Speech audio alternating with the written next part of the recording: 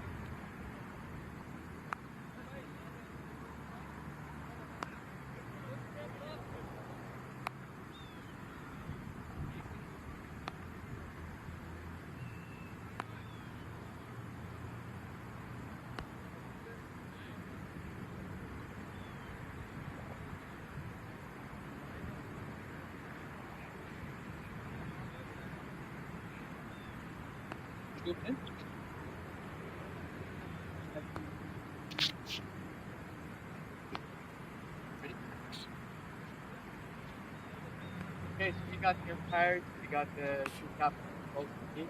We're ready for a toss. The ground looks amazing. We've seen the environment, how it is.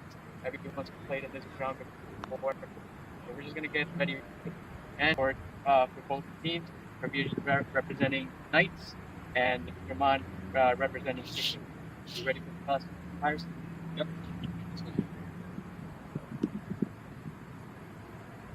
Okay. Get the time. Heads is the call. Heads it is. Knights win the toss. Kabir? Ready. I think. Okay, boys. Wish you all the best. Okay? Wish you all the best. So before you leave, why did you choose batting? I think it's the right for the game.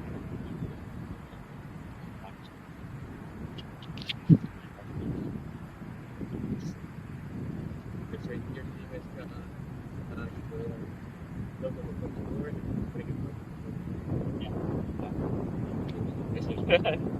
okay, thank you. Veer and Jokman, question for you. If you won the toss, For us, we were gonna bowl. Yeah, we've been doing pretty well.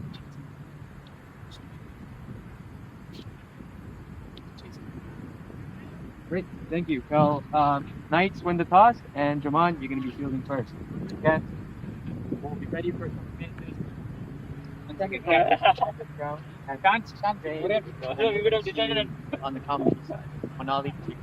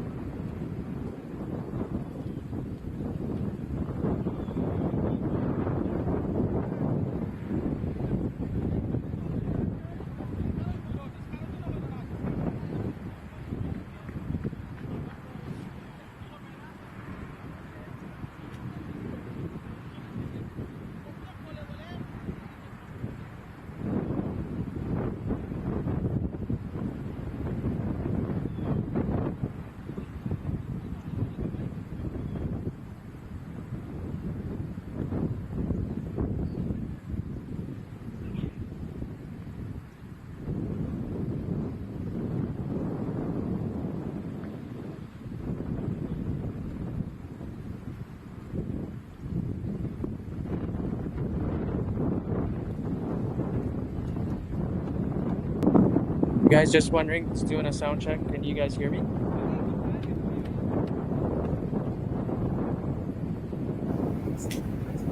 Yes.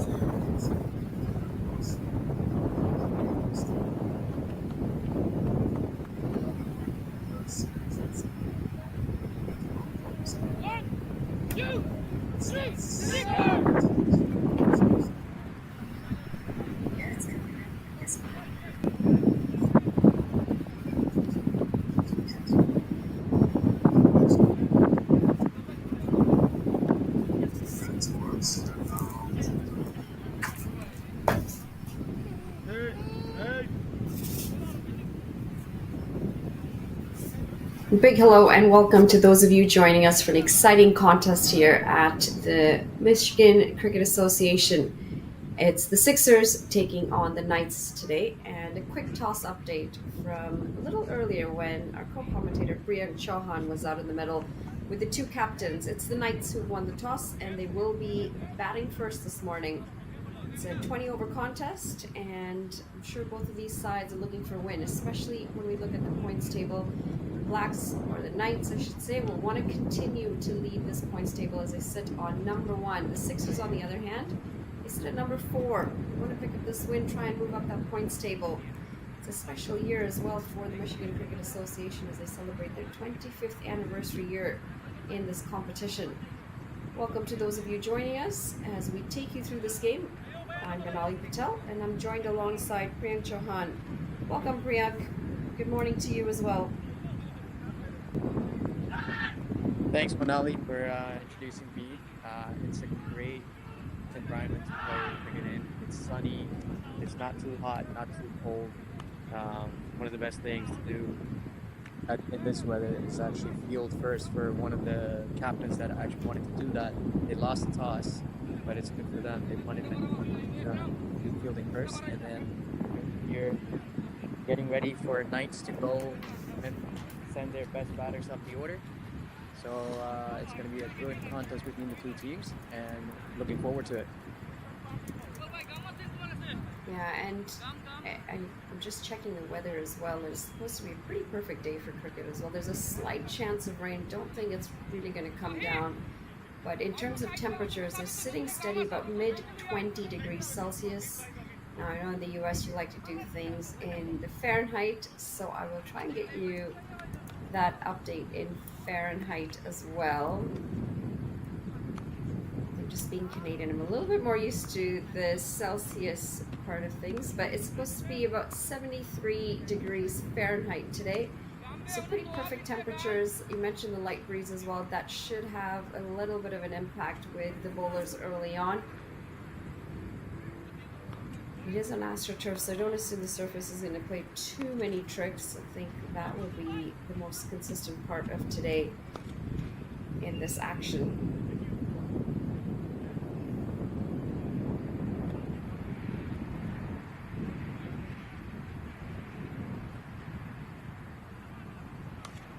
Now, Priyank, you had mentioned a little bit earlier on at the toss the conditions. You'd also mentioned that the Knights have won the toss and they chose to have a bat first. Is there a reason why the Knights chose to have a bat first when the Sixers were going the other way? The Knights were really confident in batting first and putting up score for the other team. So I think they were comfortable. They didn't really look at the condition as much. They were looking at the team dynamics and what they have in general to be dominated in the game. So they just chose to bat first. Yeah, just looking at some of the scores from the Knights this year, and we look at some of their results, they're sitting at number 1 in this table, so they have dominated most of this season, and they're pretty consistent with getting runs on the board. We look at some of their top scorers, and God, quite a few chipping in with the bat. And the difference, I think, for me in terms of both the Knights and the Sixers is when you look at the batting card and you look at the scores, a lot of their batters are chipping in with runs, whereas with the Sixers, you have a few batters that are getting runs and not the rest of them chipping in. That makes a big difference when you don't have the consistency from top to bottom in that batting lineup. But currently sitting at the top, Naresh Reddy's got 195 runs. Santosh Sapa sitting at 152 runs.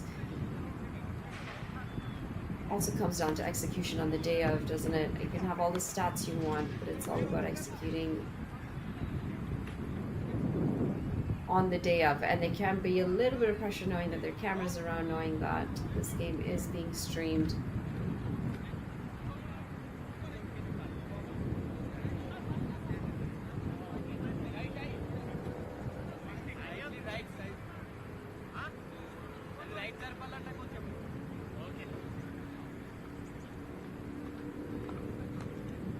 And we'll try and get you the playing 11 soon as well. It's just waiting for that information to come in. And as it does, we will have the playing 11s for you.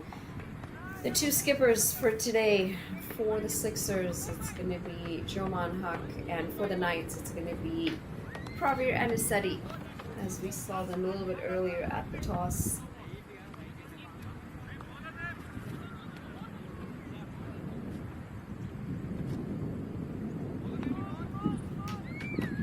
It's going to be all set for ball number 1 here.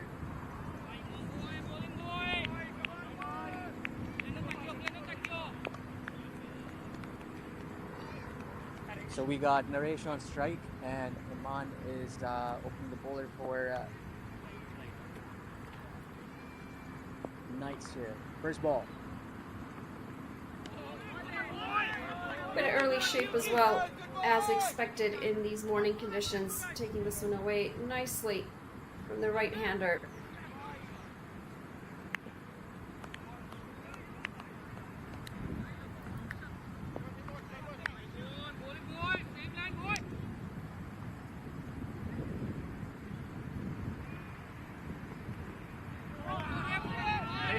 And that's going to start the score for the Sixers. And not off the bat, but they'll pick up the wide.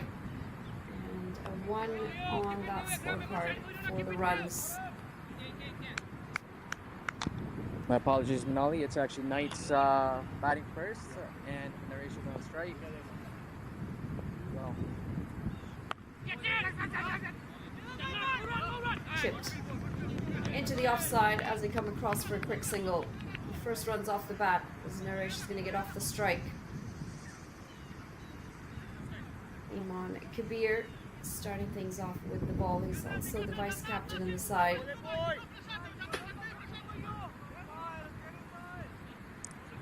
see, because of the wind, there's a lot of swing happening in the first over.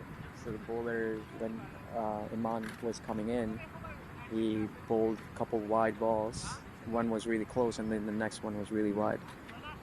What do you think, Manali? It's the wind playing a factor in here?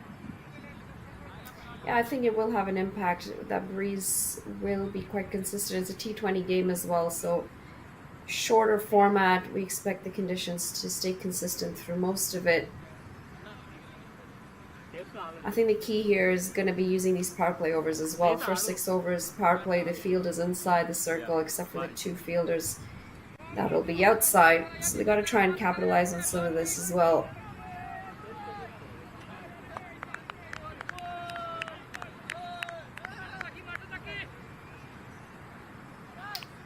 And just looking at quick stats of Iman Kabir, in this division, he's played 7 matches this year and picked up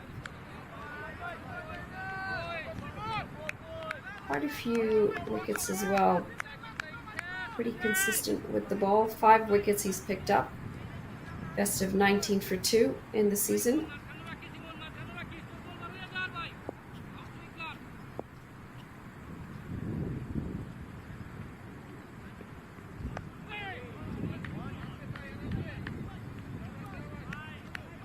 Pushed out for another single into the offside. As we get a shot of that fielder, one of the 2 fielders that's outside the 30-yard circle in this power play. us know what you make of this early field setting, Priyank.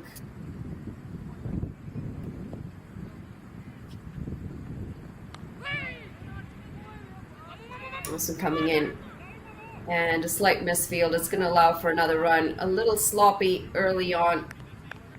I want to try and plug all of this sloppiness early. The Knights don't want to bleed too many runs. They've bowled the one wide already in the extra.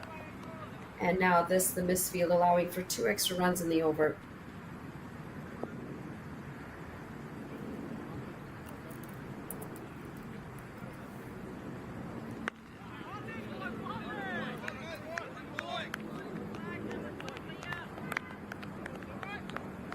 The field setting seems to be pretty attacking, but it's just the players need to get on top of the ball and stop those singles, because that's what's going to build the pressure, and that's where they'll get wickets, and the batters would start taking chances.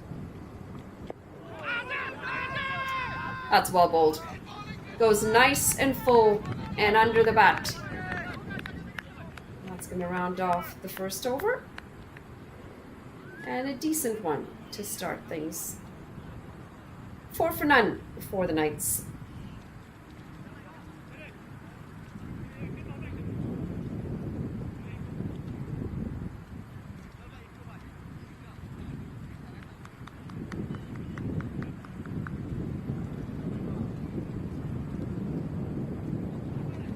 They only bowl from the one end in this league. Greg, maybe you could shed some light on that as well. Is it that one of the ends is a bit shorter or riskier because of the road on the back there? Yeah, they tend to play from one side because all the sixes actually go over the fence, and then they might just land on a car or maybe someone going by. So they usually just go from one end.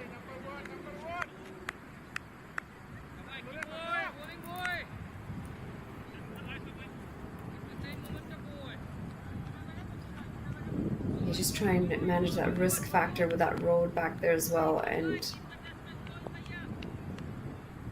especially if they get it out of the screws. I can see you carrying that distance pretty easily.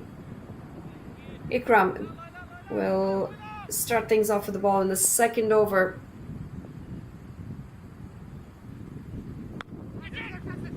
Slow, very slow through the air as this is drilled down the ground for a couple of runs.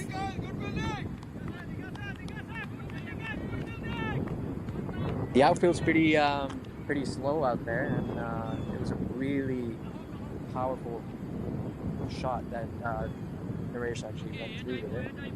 And I think, again, the wind factor is so huge here, so you can hear it in the camera too. The swing is just happening, and it's a big curve just going outside. He's got a very interesting run up, Ikram, doesn't he? Comes in pretty straight, and then he goes very wide to his left before he approaches the crease again. We typically talk about our fast bowlers wanting momentum to go towards the target. We talk about the direction being so important, but comes in from quite a wide angle. That could play some tricks in the mind of the batter as well. That's a thick edge.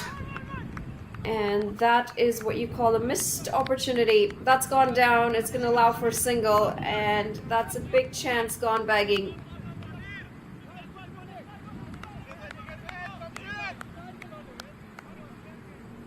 As I mentioned before, they got to be on top of their fielding efforts. They were leaking singles from the same area as the same fielder who dropped the catch. Can Kavir take advantage of this drop catch?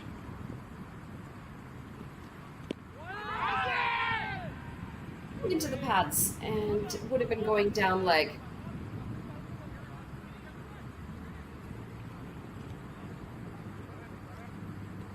Brian, did you bowl at all? Do you bowl? Yeah, I bowl leg spin. I thought you would know, Manali. I've been a bowler and a batter, all rounder. I don't mean any disrespect, but I did not know you bowl leg spin.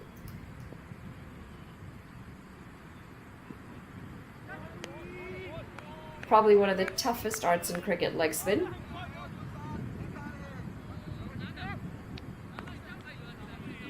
It is, and I'm excited to see some spin options if Sixers have a leg spinner in the team. I want to see like how they can actually control, because it's very hard for a leg spinner to get the right spots compared to an off spinner. Yeah, absolutely. It takes years and years to actually perfect the art of leg spin. Very, very difficult.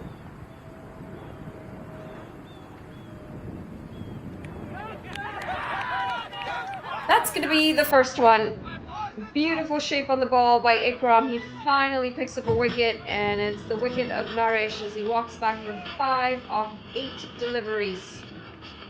This time the catch is held on. Good work by the keeper behind the stumps. The Knights, they lose it first. It's 8-1.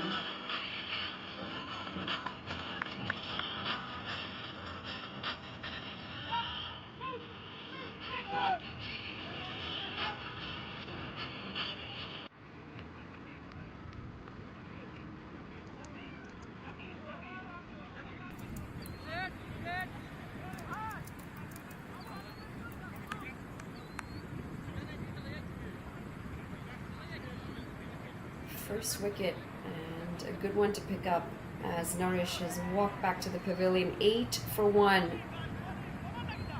And the Knights would have liked to keep their wickets in hand through these power play overs as they try and get some early runs on the board.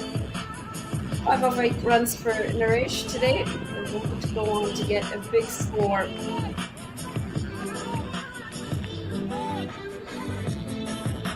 Ikram finally does pick up a wicket. Drop chance earlier in the over for him.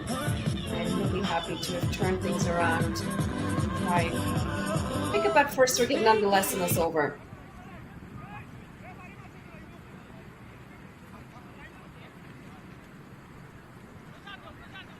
Naresh Reddy, who is their leading run scorer.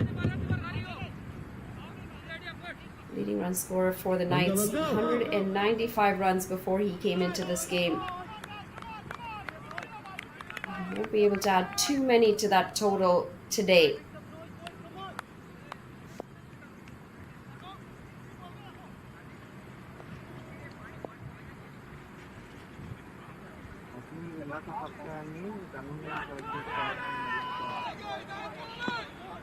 Optimistic appeal. And that's going to start this over with a dot. The third over as Imran Kabir comes back into the attack. You can see just the shape that both of these opening bowlers are getting for the Sixers. And they're pitching it nice and full, allowing it to get that extra bit of swing. This length dragged back a little bit. Short of a good length there.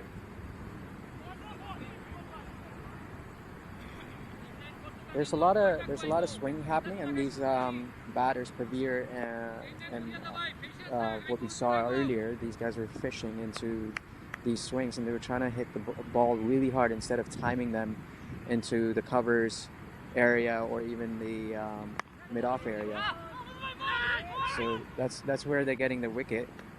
The first wicket was because of that, because he was trying to slash at it instead of time through the covers and get some runs. So I think Sixers bowlers are doing really well in using the wind and getting their wicket. It really helps that they're bowling from one end too, doesn't it? Both of them are shaping that ball away. They're using that wind to the advantage. Good length this time. Very, very good length and line. This one nipping away after being bowled pretty straight. And I think the footwork here is going to be tested. The technique of both of these batters is going to be tested. Fazal Salarzai, the new batter out in the middle. I want to try and find some bat on ball. Open his account up to get a little bit of that early confidence. And that's going to do it as he picks up a single. Much better over, much better second over for Iman Kabir compared to his first. He's just found his line and length really well this time around. Found that rhythm that pace bowlers like to have. Driven. And another misfield. It's going to allow for a single to wrap up the third over. 11 for 1 after 3. Very frustrating as a bowler if you're trying to keep things as tight as you can and create that pressure. You need your fielders to back you up. You need your fielders to save every single run. Now seen 3 misfields in 3 overs. One of those including a drop catch. Manali, I'm big on fielding, and this is unacceptable for like doing this kind of stuff where you can't stop the ball for your own teammate. So I think they really need to put up their game and get dot balls and let the batters take the chances. Yeah, absolutely. And dot ball pressure is massive, isn't it, in T20 cricket? They haven't been able to capitalize on these power play overs. Into the 4th over, just 11 runs on the board, an early wicket as well. So this is really good stuff from the perspective of the Sixers. They've kept things tight despite those misfields and drop chances.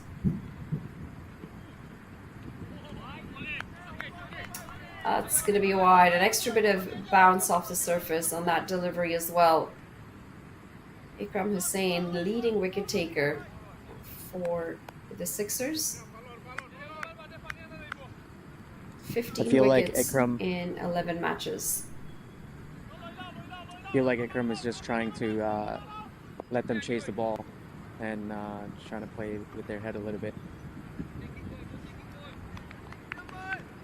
Yeah, he's bowled a really testing line, hasn't he, outside that off stump. Length has been tricky as well.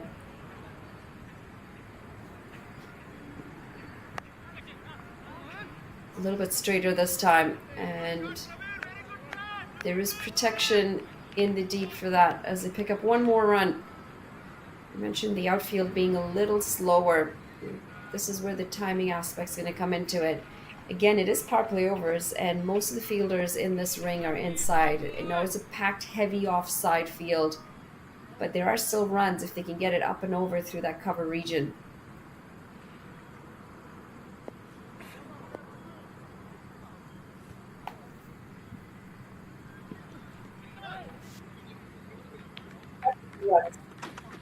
Down the leg. 5 wide. Missing his mark completely this time, Ekram. The Knights will be happy with that.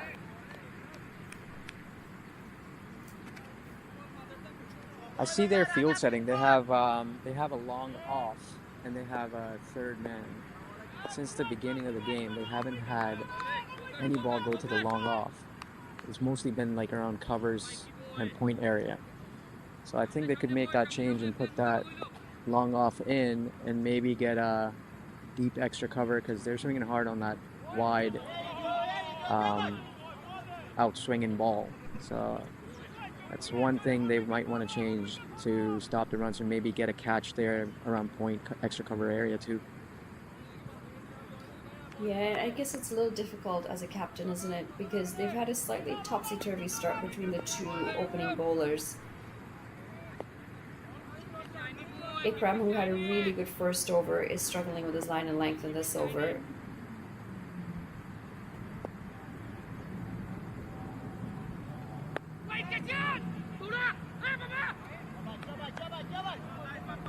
And again, an easy single. I just feel like, as you mentioned it, with some of those fielders on the offside, they're not able to have as much of an impact as you're hoping for. And the outfield's slow. I agree that you need to put a little bit of pressure on that aspect.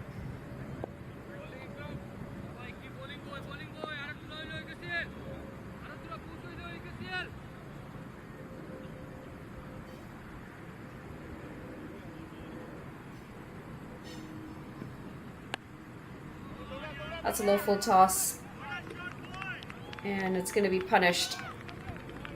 That's an expensive over from Ikram as this runs away for 4. Helped on its way off the pads. Just see those hands on the hips. That, call it pressure, call it lack of form, or call it lack of rhythm. He just hasn't found it in this over, Ikram.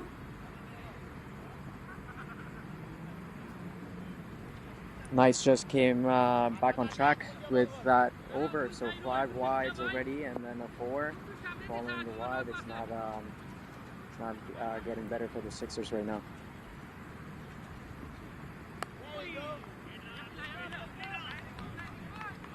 This is well placed for another single. A decent over for the Knights. 24 for 1 after 4. It's going to be an over the one to get quickly.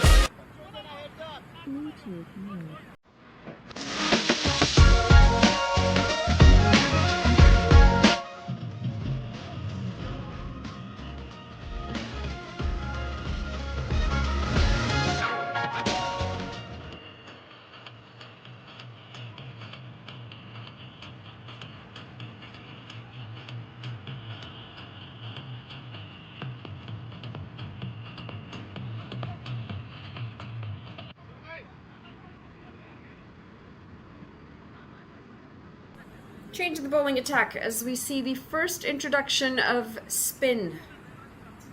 I think Priyanka had mentioned it. They do have a couple of leg spin options. I think we might be seeing the first one here in Mahfouz. I think the keeper's standing back, so I don't know if it's a spin or pace.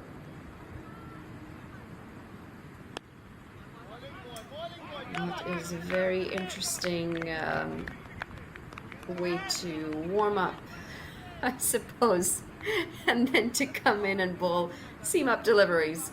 Still surprised that the keeper is standing as far back as he is, though, because there isn't much pace here being generated by Mahfouz. He's got a very short run up as he comes in, just ambling across. The way he was warming up with his wrist, it seemed like he was going to bowl some leg spin, but then when I saw the keeper, he had me fooled.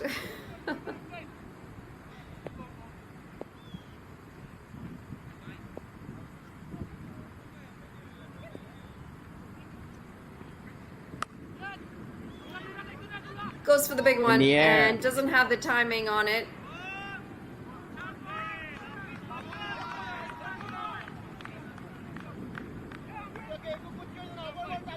It's going to pick up another boundary for the Knights.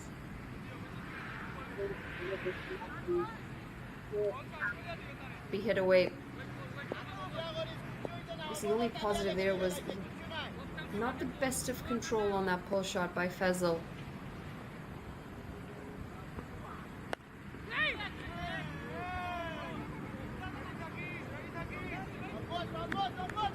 Is that another catch miss? Oh, she fell short. She fell short of the fielder, so it was pretty. It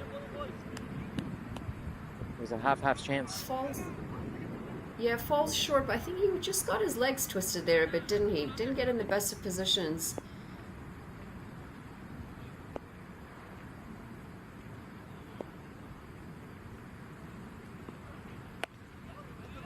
In the air. High up in the air. And this should be taken pretty easily, and it is. That's going to be the second wicket. And the Knights, right after a very good over, picking up some runs, have lost their second wicket. It's going to be Faisal who's got to walk back. And the introduction of Mahfouz does the trick for the Sixers.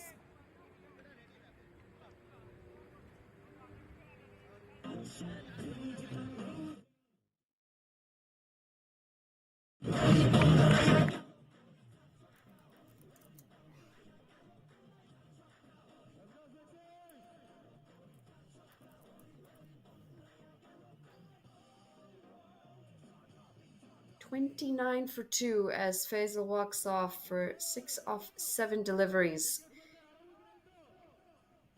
Ball before not in the best of control when he pulled out away for 4. This time he manages a thick leading edge as it goes straight up in the air for the wicketkeeper to take a pretty comfortable catch. Zamel has been good behind the stumps as he's picked up both of those catches. Not the start that they would have liked, the Knights. And a wicket each to both Ikram Hussain and Mahfouz Ahmed. Ikram Hussain bowled a very decent first over, a second over expensive, hence the economy rate on Kabir. Just when he started to find his rhythm, he's been taken off the bowling, probably saving his final 2 overs closer to the end of this innings. But 29 for 2. And early troubles for the Knights as they look to put up a decent score against the Sixers.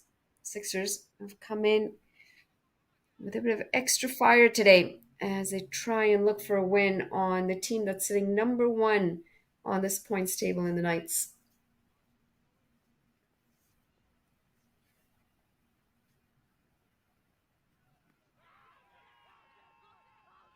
Big shot again. That's I think going height might be in here. going down leg. I suggest. I think it was height and leg, going down leg as well. A decent over for Mahfouz. Picks up a wicket. It's 29 for 2 at the end of 5. 1 over to go in the power play.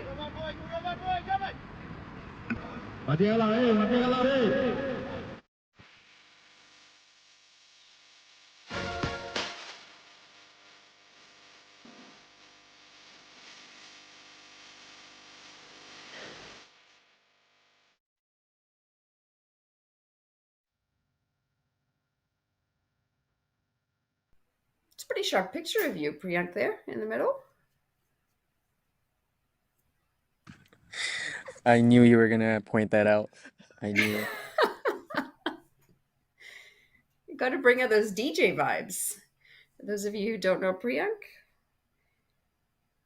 yeah, I haven't actually been to an event. Oh, I have been to an event that you've DJ'd before. Push into the offside. It's going to be a dot. We see another bowling changes. It's going to be Rahim coming in with the ball. Which one did you come to? Was it the GT20 one when we had it with the Montreal Tigers? It was, yes. I believe I was hosting that event, and I think that's where we met, actually. No, I think it was GT20 a couple of years ago. Toronto Nationals. Toronto Nationals. That's where we were, and I was just there. I wasn't DJing. It was the Toronto Nationals event at the GT20 2 years ago. Comes in sharply and nearly chopped onto the stumps. Living on the edge here, the Knights.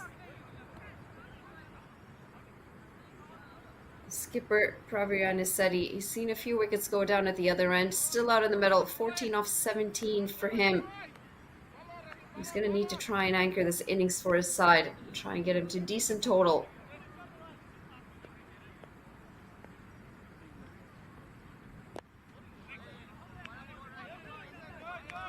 Third highest run scorer for his side.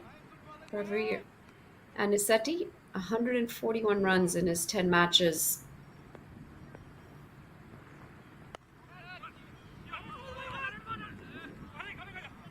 Lofted tries to go down the ground and another misfield. It'll just be a single. You just got to try and watch this ball into their hands here, the Sixers. I think most of the runs, 30 to 40% is coming off their misfields. That's one of my pet peeves actually. When I'm playing in the game, I can't just stand so many misfields. 1 or 2 is fine.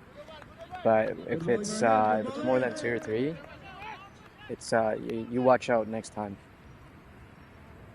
Yeah, I mean, well, you're pretty generous because even 1 or 2 in my books should not happen. It's one of those aspects of the game that you can control and you can work on. And it's one of those aspects of the game that you are guaranteed to do as a player. You might not get to bat, you might not get to bowl, but you will get to field.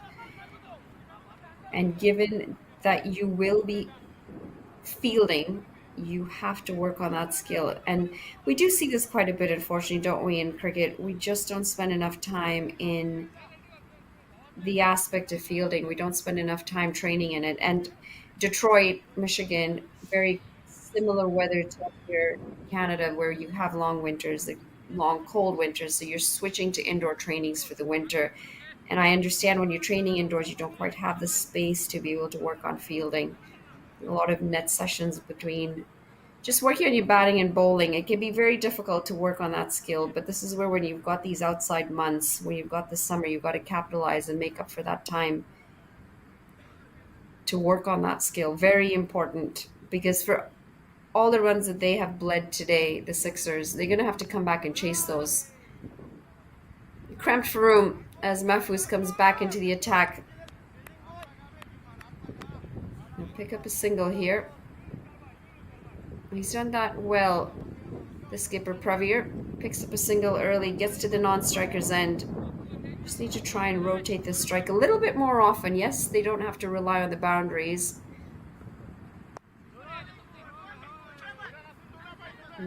Perfect, right. Exactly what I was talking about. You've got all these gaps in the inner circle. The fielders are pretty deep on that circle. Not able to save these singles.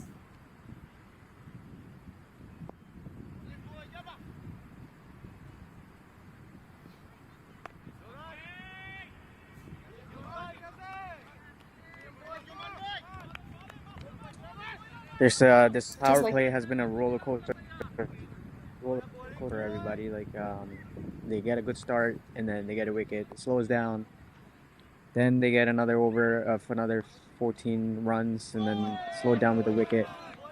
So it's been a good contest to see so far. That was a really good delivery as well from Mahfouz.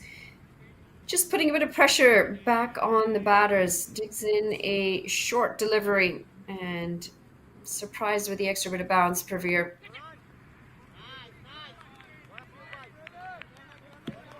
Coming back to fielding indoors and doing...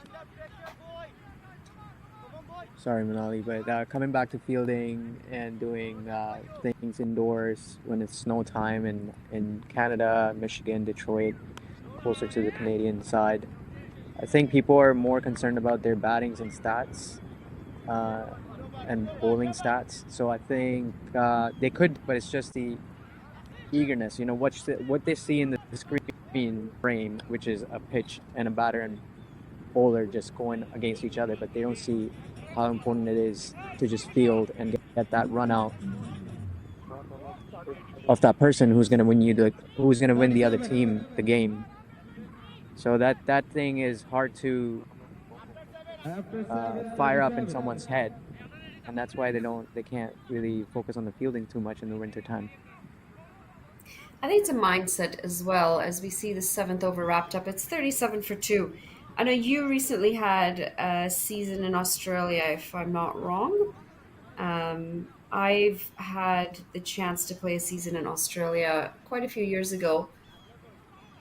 As we take a look at the quick match summary, Pravir, the skipper, 17 off 23, hasn't had too much in terms of support from the wickets that have fallen so far at the other end. But the bowling, it's been tidy from Mahfouz, pick of the bowlers for his 1 off 8 and 2 overs. That's going to be wide. Down leg. And another extra run for the Knights. And just going back to what I was trying to say earlier, Priyanka, I believe you were in Australia recently. I had a chance to play a season in Sydney as well. And I think the biggest difference when we look at cricket being played in those countries, as this is a low full toss, just put away for a single. We don't have the same sort of approach or mindset towards fielding as they do in Australia. And I'm sure you experience that as well. The Aussies, they want to field first. They don't want to work on their batting and bowling before they can work on their fielding. They enjoy it. Lofted, straight down the ground. And there were calls for catch it, but the fielder was pretty deep. I think it also comes down to how we're coaching.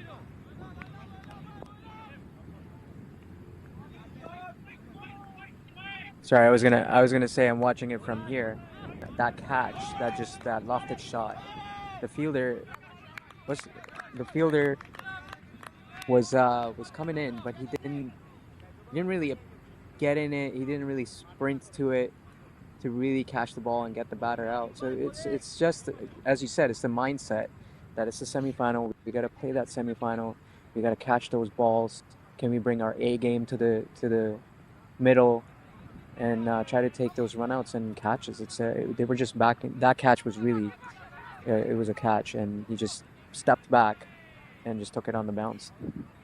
Yeah, and I think a lot of that comes, that anticipation and that judgment all comes to your training as well, doesn't it?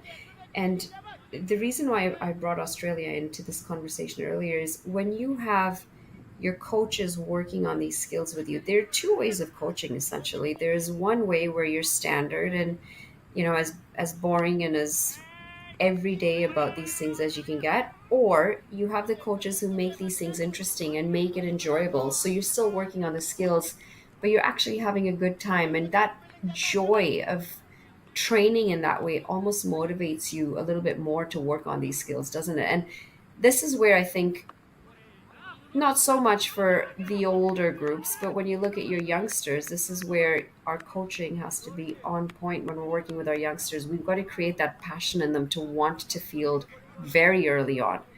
And our coaching methodologies, our drills, our activities, all of that has to come down to how can I make this as fun as I can while still trying to make it as close to the skill acquisition as I need. Just missing his mark here, Raheem, as he strayed down leg a couple of times. And another untidy misfield. The batters aren't quite aware of this one. And we're going to see the end of the eighth over. It's 45 for 2.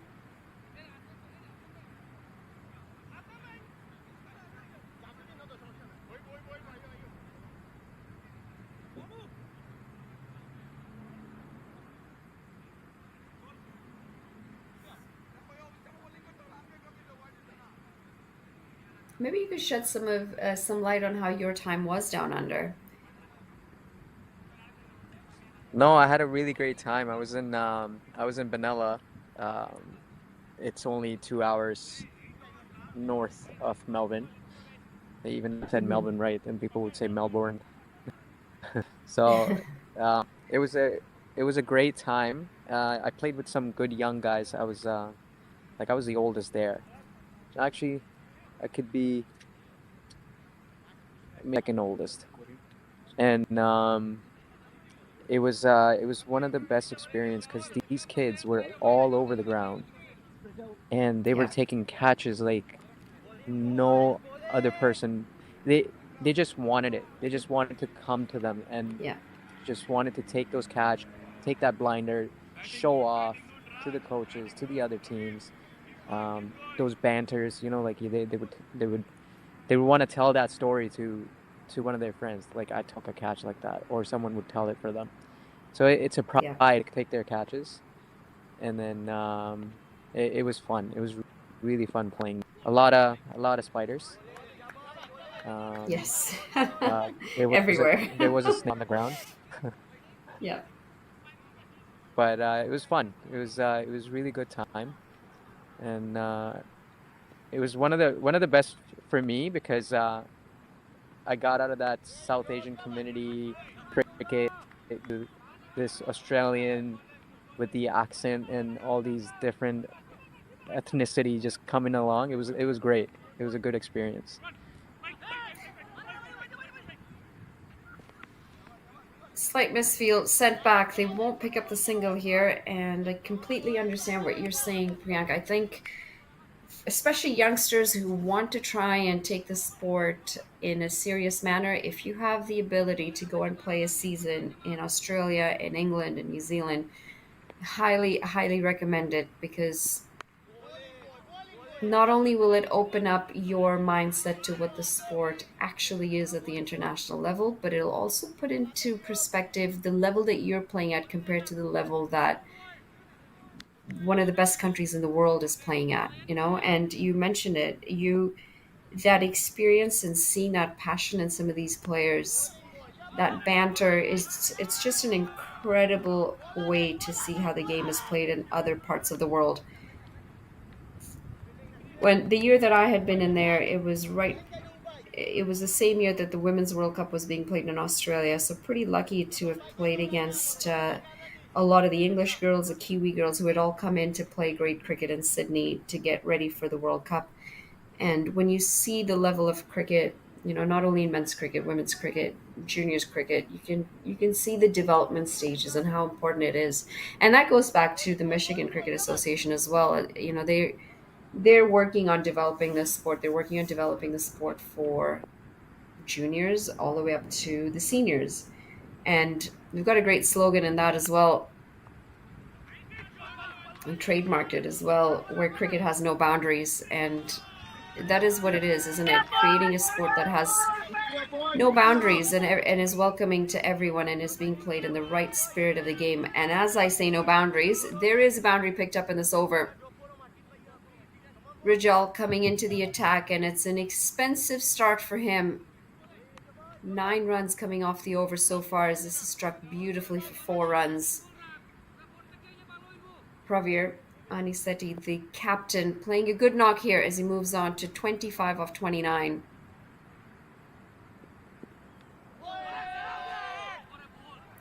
That's a very optimistic Pravir- appeal, considering he's been struck in the gut. 9 overs gone. It's 54 for 2. Pravir is really utilizing that catch that being dropped. I think he gave a chance before, and he's really counting it. He's making it worth his time in the middle. So I think he's playing really well, playing everything on the ground, taking singles, 25 of 30. Knights are doing well with the captain right now. Yeah, they really did need one of their batters to stick it out, didn't they? They've lost a couple of early wickets, but this innings that Premier is playing is going to be a big game changer in this game, because the Knights, essentially, they have relied on trying to find those partnerships, and now there may be one just starting to form between these two, Pravir and Raj. Almost at the halfway point of the game, 1 over to go. And what do you reckon is going to be par score in this game, Priyank?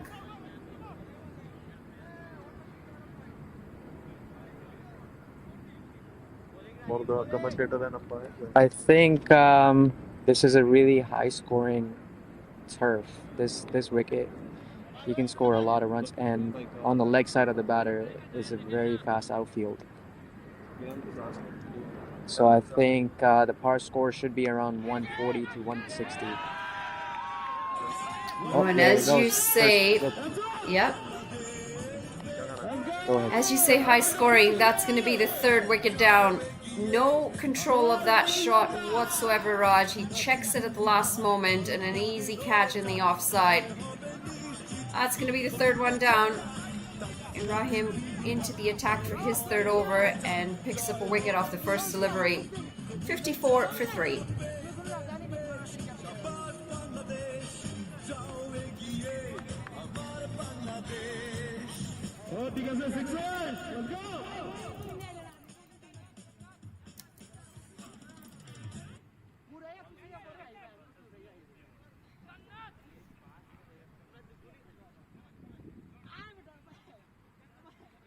Fielder name is Jannat.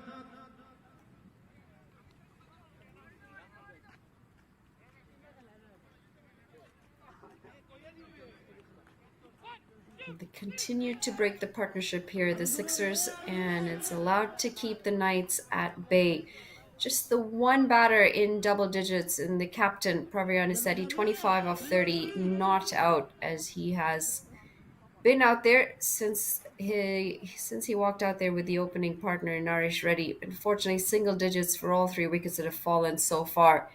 Haven't been able to capitalize on getting a good partnership, and it's hampered their effort in being able to put pressure back on the bowlers. The Sixers are well and truly on top of this contest. Their bowlers have gotten 3 early breakthroughs. Ikram, Mahfouz, and Rahim each picking up a wicket to their name. Should be a no ball.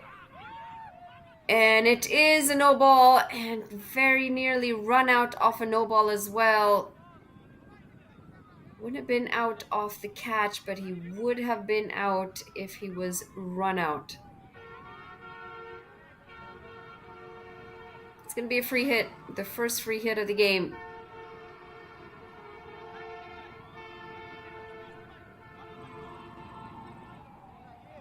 You see, initially he's so stuck.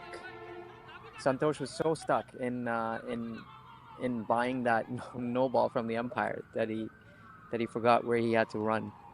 So sometimes it just happens to you when you're batting, and you're hoping that first ball you're not out, and then and then Pravir was just not interested in running, and it was a really high chance of a run out at that moment.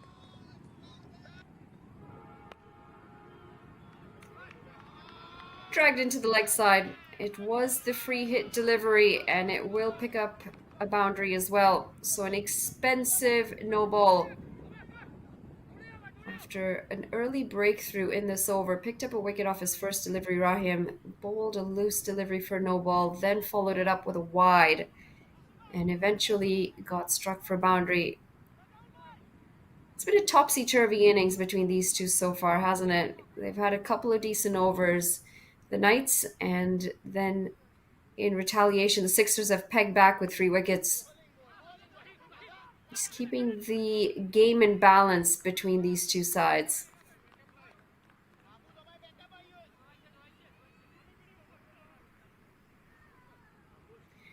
Starting to see more and more players with 3 digits on their shirts. Keeper 313.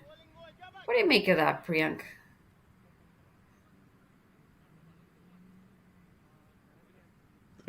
So I just got to know that 313 is actually the Detroit code, the phone code, area code. That's some significance that he shares with 313 to put it on a shirt. No, typically, it's He's a supposed to be true a lucky Mich-CA. number. Yeah, I suppose. I mean, it's supposed to be a lucky number. There's supposed to be some sort of numerical importance to it. But hey, Michigan area code. Who would have thought? I'm going back and putting on 647. Are you sure you don't want to do 416?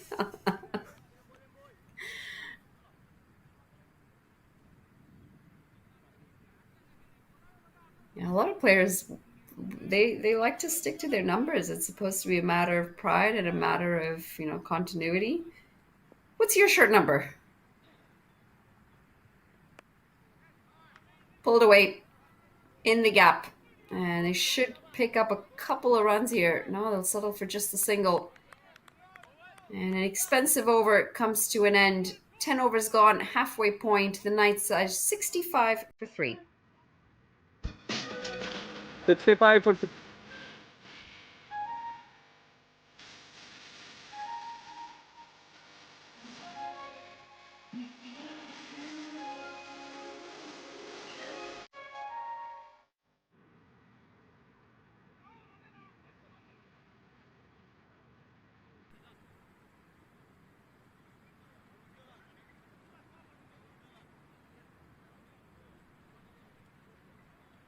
Topsy-turvy start this.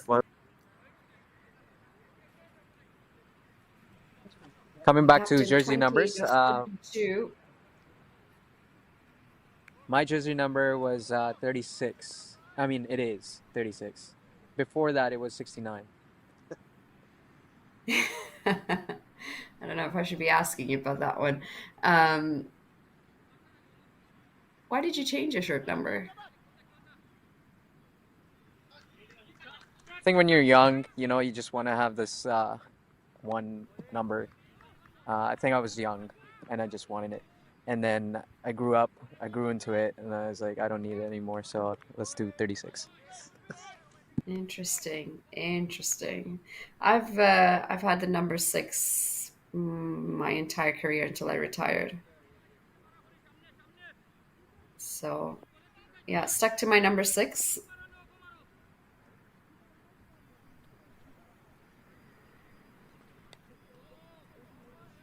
2 straight I've on the always wa- pads and picked off for the single.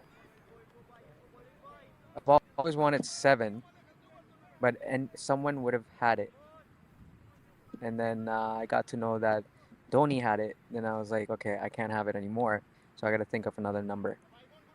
What do you mean you Oh. can't have it anymore? You don't play on the same team as him.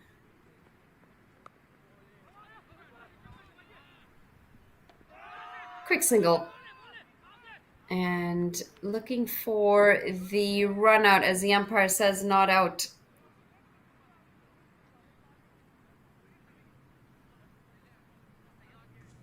I was just thinking, you know, like if I had to make that top team or wherever international career, I wouldn't want to resemble someone's number and have my own instead. So I was more on that.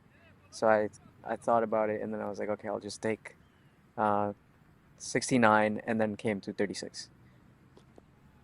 Interesting. I mean, if I want a number, I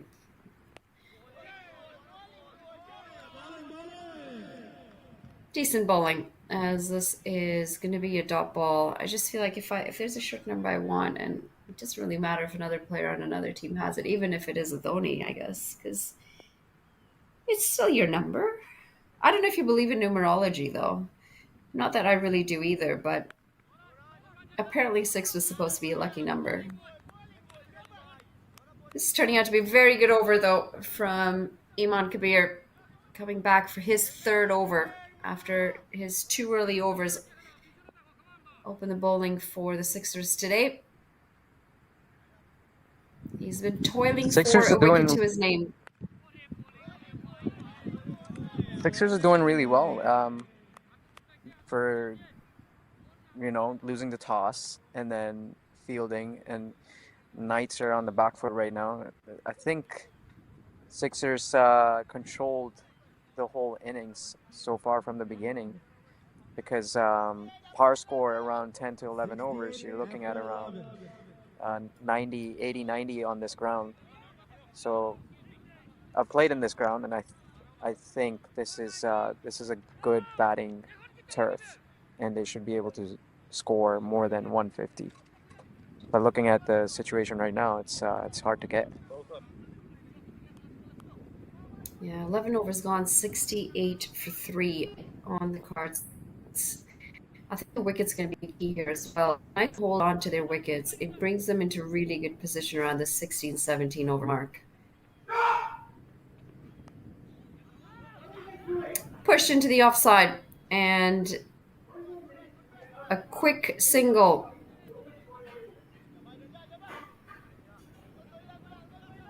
Rajal coming back into the attack for his 2nd over. An expensive 1st over for him, 9 runs coming off of it. And there's another player with 3 digits on his shirt, 100. Do you know the meaning of that one, Priyank? I'm sure it's not another area code. I'm telling you, it's a police call in India. 100. Is it really? It is. 100 is 911. And do you think that's why he's picked 100?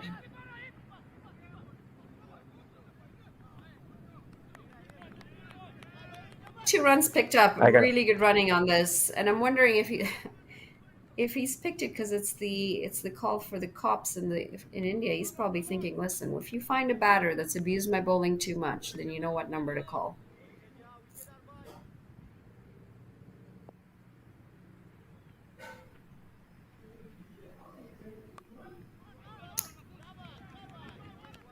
I'm gonna go and ask these couple guys, why do they have this number? I'm pretty sure the keeper has it because of the Michigan area code.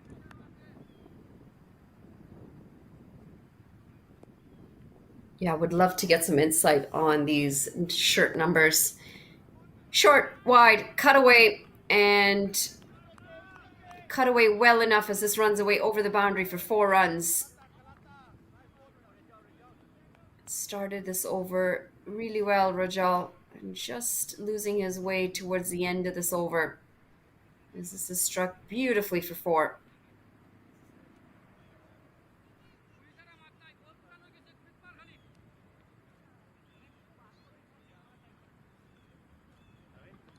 Javier is doing really well over here. He's keeping the strike rotating, hitting one off boundary. I think he's really taking it deep. But someone needs to stick around with him to score. It's a really good captain's knock, isn't it? 35 off 41. He's taken his time out there and he's been able to put the bad bowling away. The key is going to be him staying out there. He's got to bat out the 20 overs because if he's out there, it brings him into a really strong position to be able to attack towards the end of this innings. Also goes to show that if you spend a little bit of time out in the middle, you are going to be able to find some runs. Unfortunately, for the 3 wickets that have fallen, they just haven't been able to spend enough time out there. Reddy falling for 8, Salazari going for 6, Dogra going for 7. So just not enough time out in the middle, and the bowlers have been able to get on top of that.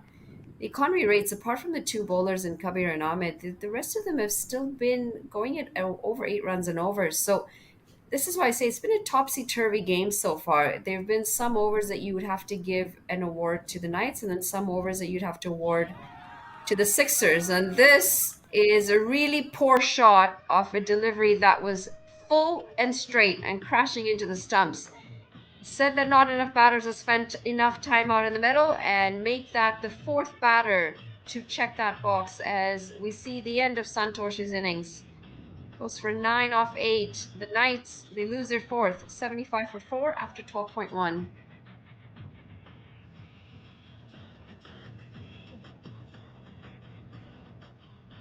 9 off 8 deliveries, and had a really good partnership on the cards had he spent some time out in the middle with his skipper. I think when they look back here, the Knights, if they don't cross over the line in this game, they're going to question the number of early wickets that they've lost and the consistency as well at which they've lost them.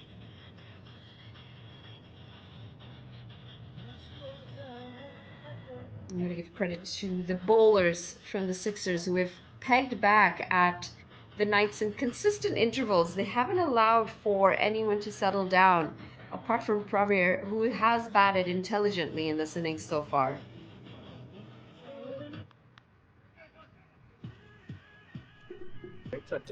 As I was telling you before, someone needs to really stick around with Pravir, build a partnership. I think it's really key at this time. For at least 6 overs, they need someone to stick around with them. Yeah, just need a partnership. If you've got 2 set batters as you get close to the 16th, 17th over, it changes the game completely on how you're going to attack the last 3 or 4 overs. But if you've got a new batter every couple of overs, it's a lot of pressure on Pravir because he's going to be the one who's got to anchor and he's going to be the one who then accelerates the innings towards the end.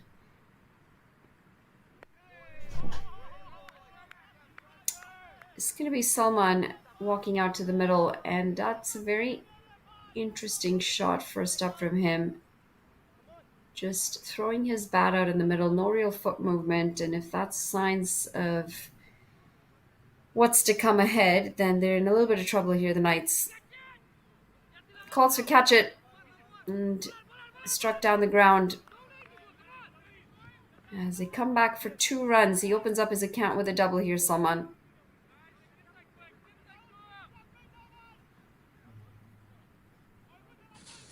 First, defense. Second one, whack. Right in the front. What And do you in think no of that, real Melly? control of either of those. And well, I think that's what I said. I think it's going to be an interesting sign of what's to come from him as he holds this one back. It was short, it was wide, he was tempted, and I think he decided against it on that one. That, if anything, that was a ball that he could have actually capitalized on. Some self-control.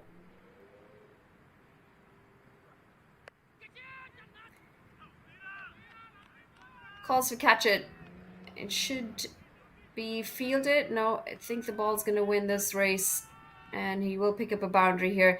It's going to be very interesting to watch him bat here from here on, especially Salman, because if you watch his feet, there really isn't any movement towards the ball. He likes to open up that front leg, gets it nice and wide, just to be able to create that wider swinging arc. So you know his intentions are very clear.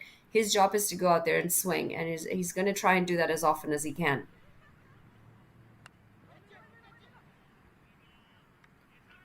Over the fielder, in the gap, and it's back-to-back fours.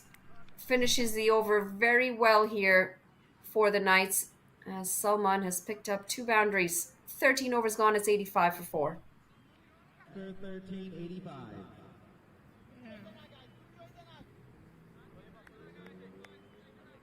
You just have a feeling that he's got 1 gear, Salman. His job is to go out there and swing for the stars. It's one or the other.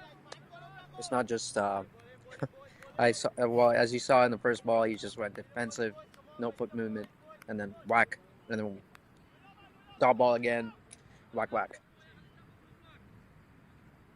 I think line is going to be very key. Line length, especially because he does open up that front leg so far. He could get himself into a little bit of trouble there, especially if the ball is straighter. He's not able to get his bat on in time, and then if they're trying to limit those runs, just try and keep that ball as wide away from his swinging arc. Starts with a wide this over though, and that's the thick outside edge. And not the best of fielding efforts here. It allows for an extra run as the batters come back for 2. Frustration for the keeper. You can't blame him for that. Should have been able to keep it down to 1 run.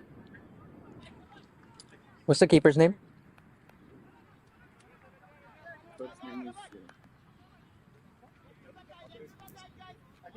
Ayan.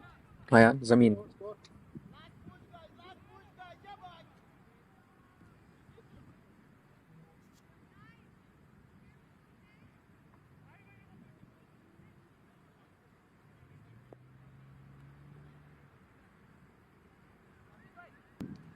Nothing coming? It's coming?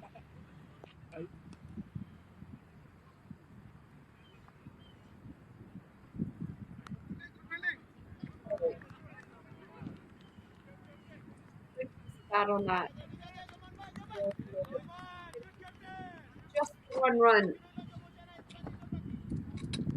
It's going to be the contest here between Rajal and Salman. I want to try and keep that ball as full and wide as possible from Salman's swinging arc.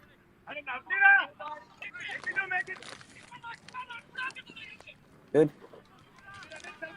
It works as well as he follows the batter straight into the pads and worked around the pads for a single. Power.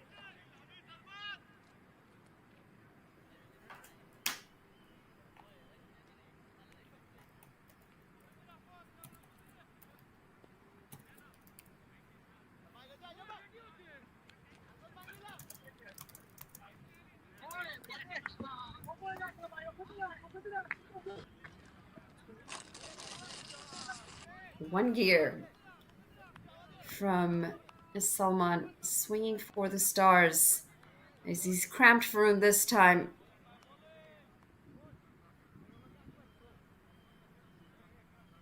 Brings out the short delivery, Rajal.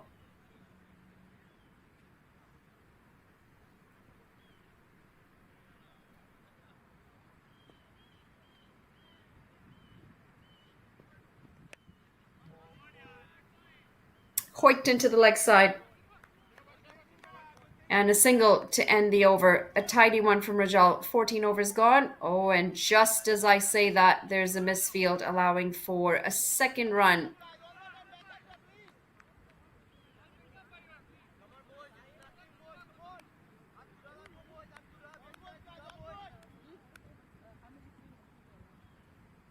Just leaking runs from time to time, the Sixers.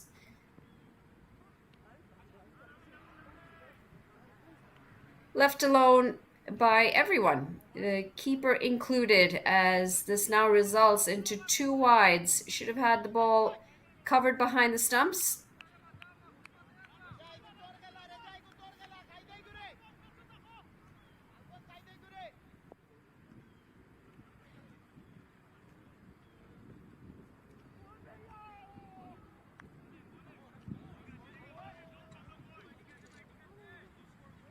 And a dot to end the over. 14 overs gone. It's 95 for 4.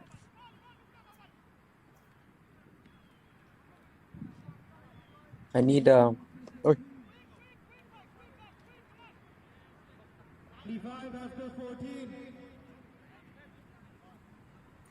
Hello, Priyank. Looking good at the ground. And sharp with your blazer on.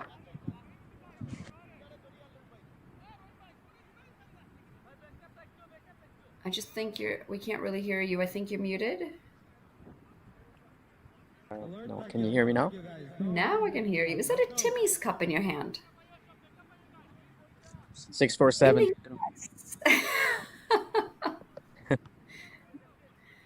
I think Dunkin' Donuts might take a bit of an insult to that, no?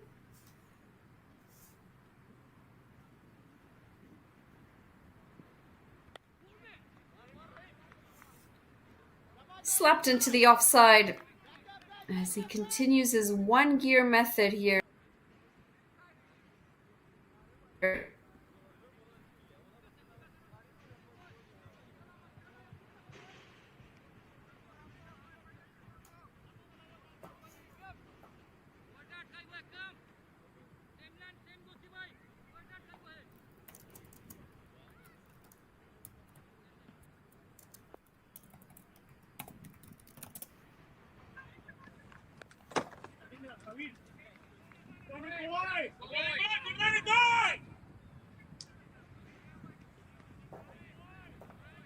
putting pressure on the fielders here, these two batters.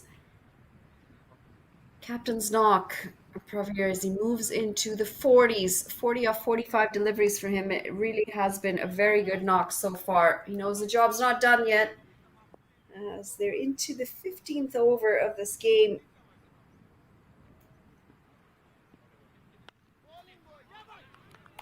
Struck back straight to the bowler.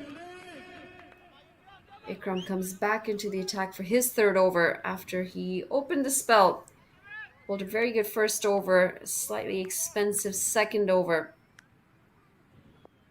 But the most important thing was that one wicket that he's picked up. Got an early breakthrough for his side.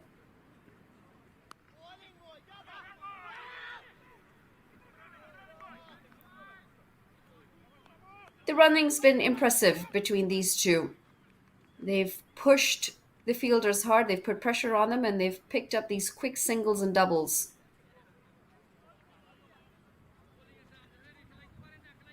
Okay, I'm just checking my audio. Can you hear me? We can hear you loud and clear.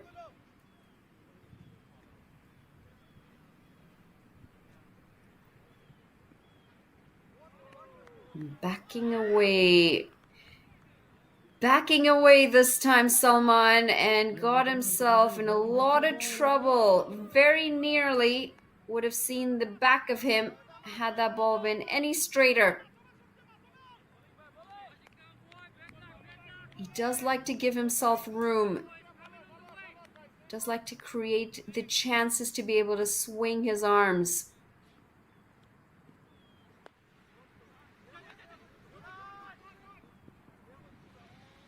And this time down the ground for another single. Very tidy over from Ikram comes to an end. Just the 5 runs coming off of it. 15 overs gone. And with that, the Knights will bring up their 100 on the cards. 100 for 4.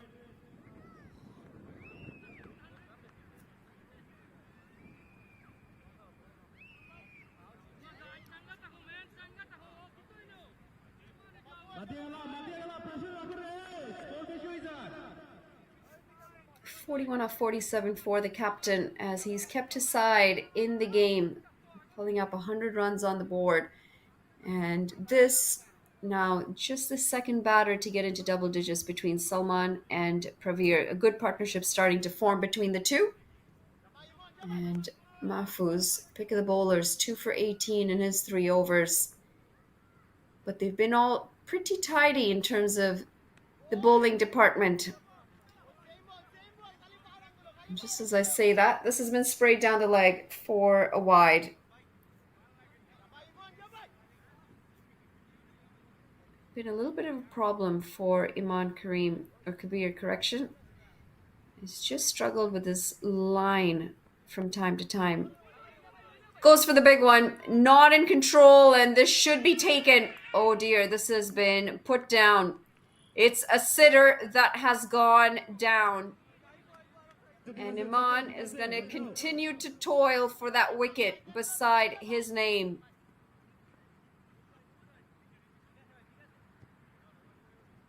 Massive missed opportunity here.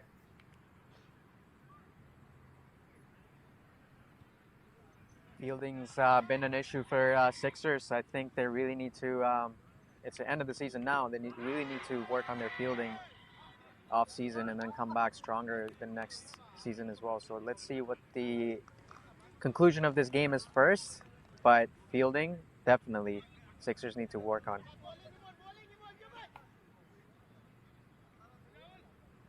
Yeah, plenty of catches gone down today, and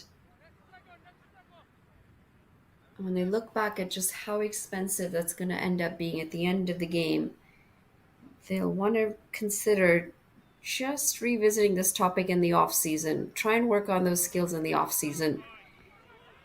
2 straight and helped down leg as they come back for 2 more runs. It's been a fairly risk-free innings this from Pravir Anisetti. 43 of 49. He hasn't taken too many risks in this innings, and he's done really well to rotate the strike.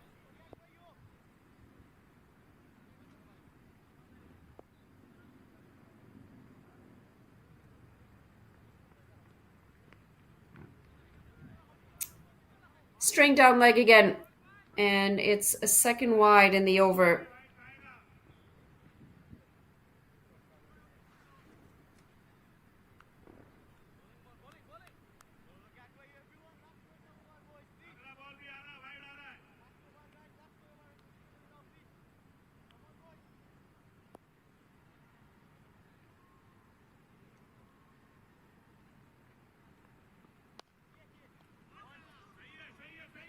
Goes full and straight this time, Iman, and this is struck with absolute perfection down the ground for a boundary. It's also going to mean that the skipper moves even closer to his half century here with that. Just 3 runs away from pulling up his half century. What a captain's knock that he's played today for his side. Had a lot of struggles with the bat at the other end, and he's continued to anchor the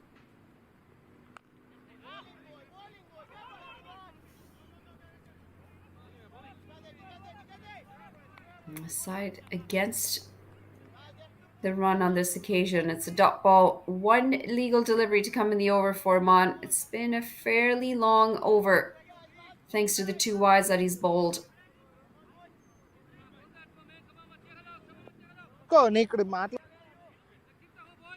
We're getting closer and closer to that 140, 150 mark.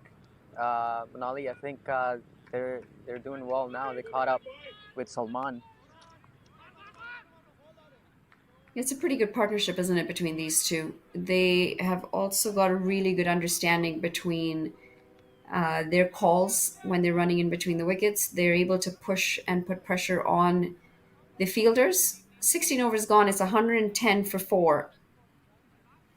A really decent partnership that's starting to form at a crucial time as well for the Knights.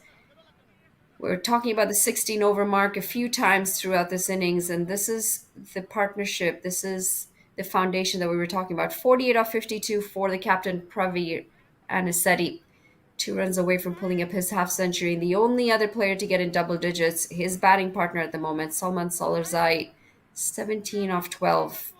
And if these two can stick it out for the next 4 overs, I think 150 is potentially on the cards here, which will put a lot of scoreboard pressure on the Sixers before they come in with the bat.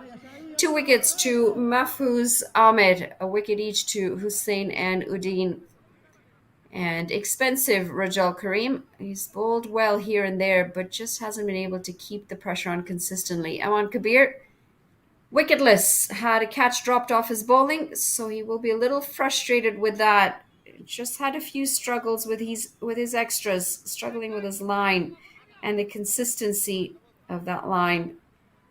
He's been guilty of bowling quite a few wides in the innings so far. You see Mahfouz come back into the attack. 18 for 2 in his 3 overs, coming in to finish his spell with this 4th and final over for himself. And the Mahfouz Sixers are just reminded thinking me if of, we can... I said Mahfouz just reminded me of the leg spin. We didn't get to see any leg spin today. We didn't. I was looking forward to it. You'd mentioned it as well. And yeah, pretty surprised that we haven't seen any of that action today. Short, wide, and crunched away through the offside. It's got some power and placement as well as this runs away to the boundary. 4 runs picked up, and more importantly, the captain, Pravir Anasadi, is a half centurion today. 52 off 53 deliveries. He's toiled really hard, and he's played a very good captain's knock. Opened the batting today for his side, lost wickets at the other end, and he's played an innings of maturity and class. Brings his side to a formidable total, and he's still got a job to finish here. With 3.5 overs to go, he knows the job's not done yet.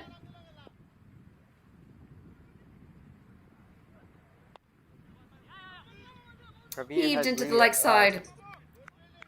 He has really capitalized on his innings since the time he actually got into bat, and there was a chance he got from Sixers and really made use of it.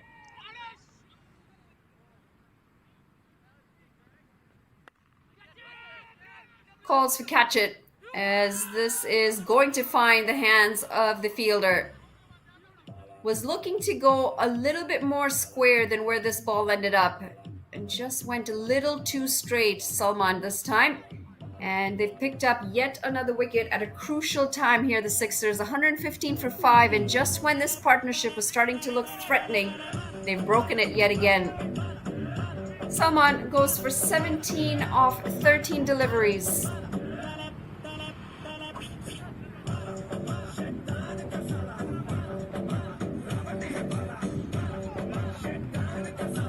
A decent knock from Salman comes to an end. Mahfouz picks up yet another wicket to his name, and a well-taken catch in the deep by Ekram.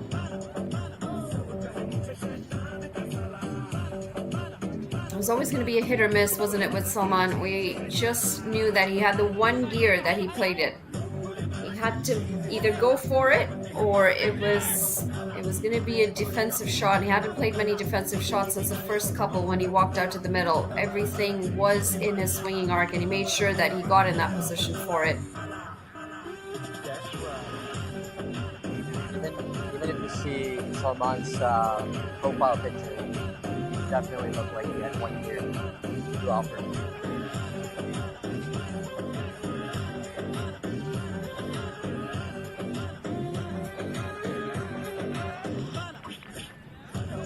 It's a party atmosphere here with the Michigan Cricket Association as we see the Sixers taking on the Knights. It was the Knights who won the toss this morning. They chose to have a bat first, and they've got 115 runs on the board with a pivotal 3.5 overs to come. Rakesh out in the middle, as he's driven this beautifully down the ground. He will get off the mark early. Oh, that is some risky fielding there. Sticks out the big boot. I don't know if you've noticed since the beginning of the game, they've been fielding with their shoes. I don't know if there's an issue with the lower back. Maybe they're not able to reach them. But they have tried to stop the ball with the shoes and the boots. A bit of fancy footwork, a bit of soccer out in the middle. Brings out the short delivery, Mahfouz, and unable to pull this away. It's going to be an important dot at a crucial time of this innings. Rakesh Prabhakara, the new batter out in the middle. 4th highest run scorer with 113 runs in the 11 matches that he's played this season. A single to end a decent over from Mahfouz. 17 overs gone. It's 118 for 5. Looking at Praveer's batting innings today, I think Praveer really built up his innings to make the team survive. And then you had a little bit of push from Salman, just get the score going up a little bit on the strike rate and the average. I think Praveer, throughout the whole innings, he's played smart and he's really utilized the balls that were bad and take it for a boundary and make scores for the team to get up to 118. What do you think, Manali? What do you think of his batting? Yeah, nothing short of impressive, if I'm being completely honest. He has paced his innings beautifully today, and he's played given the conditions. He's also played to his strengths, and he's decided very actively to not take some of the unnecessary risks that some of the batters on his side did take. So very mature innings, a captain's knock through and through. And I think his innings might be the difference in this game if the Knights are to cross over this line.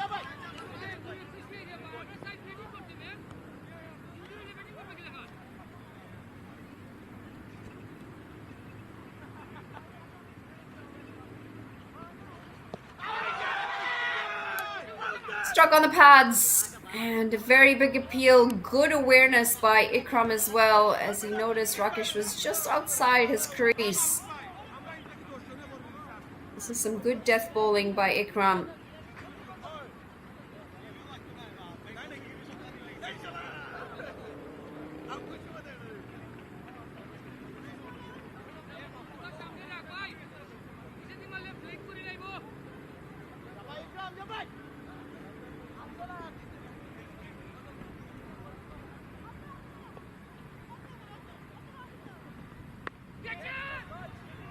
Calls for catch it, and again, no control of the shot, very early through it.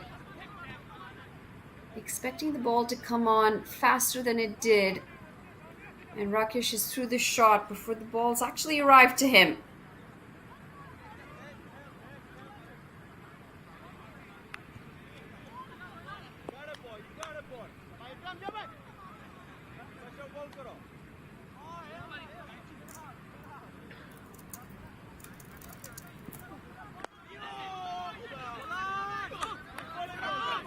Down the ground, and again, testament to just how safe he has batted. Umpire says not out as they pick up 2 comfortable runs. 55 off 55, and he continues to play with a good head on his shoulders here. Praveer Anisetti, 55 off 55 in an important semi-final for his side. Sitting at the top of the table, the Knights, and number 1 with Sixers at number 4.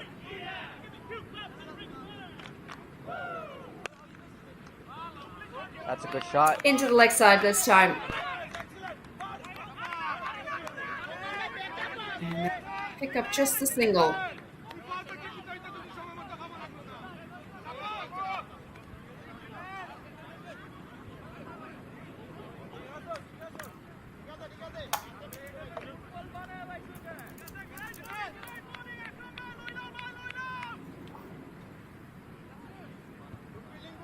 Only 2.1 overs left. Par score for winning is about 150, so they really gotta get that gear up or field and bowl really well. I think there's a lot of confidence in finishing the innings on a high too, isn't there? Especially when you're coming out into that second innings. If you can finish this innings on a good note, get a couple of good overs to finish this innings, automatically your bowlers are going to come out with that little bit of confidence in them, with that spring in their step, because they know that they've got the momentum from this batting innings to take them through into the bowling innings. Still feel like 125 is a little short, a little shy of where they need to be. They need to be close to that 140, 145 mark. And this is why these 2 overs are going to be crucial. I think Pravir Anisetti needs to be very mindful and stay on strike here. Keep the strike as much as he can because he's going to be the key in these last 2 overs. We haven't seen Rakesh show nearly enough confidence or control with the bat. He's faces 7 deliveries and he's not had the timing that you would hope in your batters coming in towards lower the order.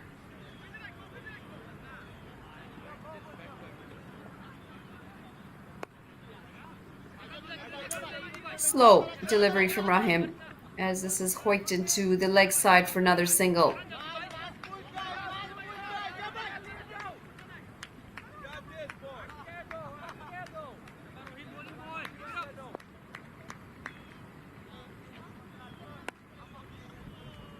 Pulled away. And pulled away well enough as this has gone in the gap for 4 runs.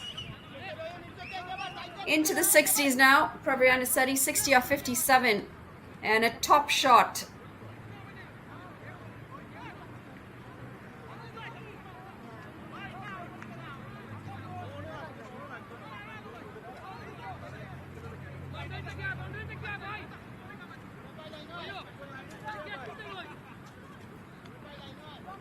Pressure on the bowler here, Rahim. In these death overs. Short, wide again, and he'll get away with this one, Rahim, as it's mistimed through the offside. They'll still pick up 2 runs here. I think a direct hit would have had Rakesh in some trouble, but the important part is Pravir is going to continue to be on strike.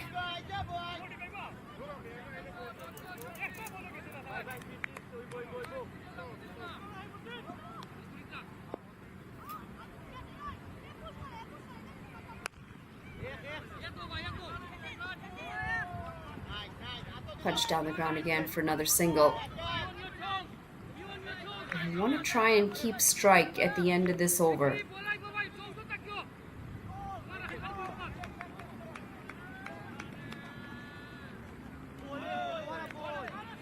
Looking to heave that into cow corner. Manages absolutely no bat on that, and a very important time to get a dot ball into his over for Rahim. Oh, is that the man cat? Rahim pulling out the man cat. Prank, I'd love to hear your thoughts on this. Well within the rules, obviously. Not quite in the spirit of the game, as some would say. Good idea.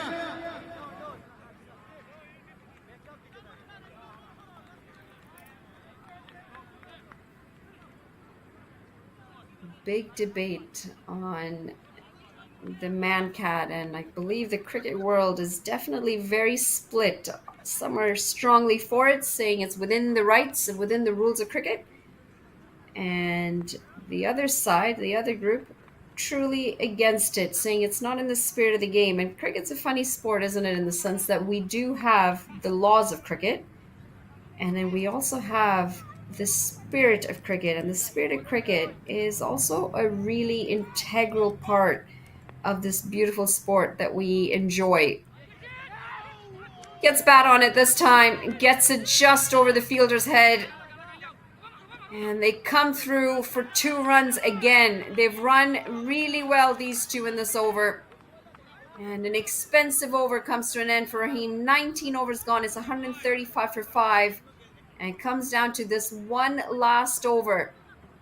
If they can get close to that 145 mark, there will certainly be some scoreboard pressure for the Sixers if they come out in the second innings chasing over that 145 mark.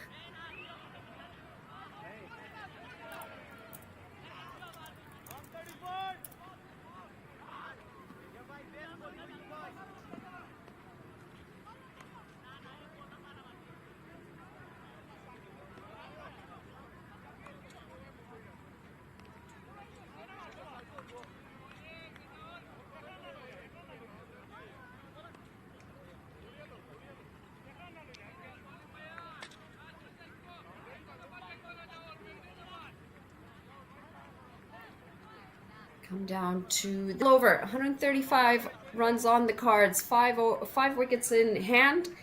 And I think if you are a Knights player or a Knights fan, you'll want to make sure that that wickets column doesn't change for this final over, because these two have been in there for some time and they're striking the ball well. They're going to be key to get these final important runs on the cards. It's a slower delivery, and it's played beautifully down the ground for a lusty four. Pravir Anisetti is playing a gem of an innings here for his side. Waited on that delivery and struck it with some timing. Starts the over by putting a lot of pressure right back onto the bowler with a boundary. 5 deliveries. We spoke about crossing over 145. They'll want to try and cross over 150 with that boundary to start this over. That's going to help that cause, as this is 2 straight. Down the leg, and it's a wide.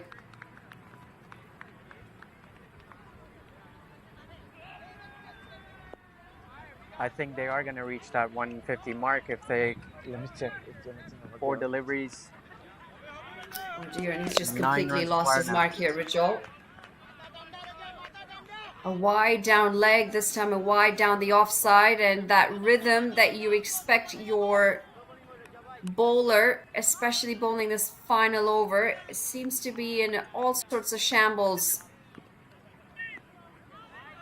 Just can't find his mark, and I think he's lost his rhythm quite a bit here because he's taken the pace off completely. He's not bowling this delivery anymore. He's just trying to place the delivery on the pitch, and you can't do that as a pace bowler. You can't do that as any bowler. We speak about this with our youngsters as well. You've got to be able to bowl the ball. You can't put the ball there. Finishing that action is very important.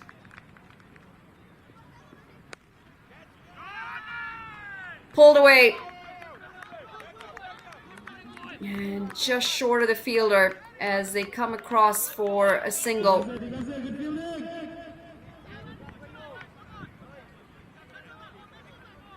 It's an important single because it takes Pravir Anisetti to the non-striker's end. Hear me? Yes. Calls for catch it. And it's taken this time. It's going to be the end of Rakesh. 10 off 11 for him, but a very important 10 runs as he's given Pravir the liberty to be able to play a top knock, the liberty to be able to get themselves in a fairly decent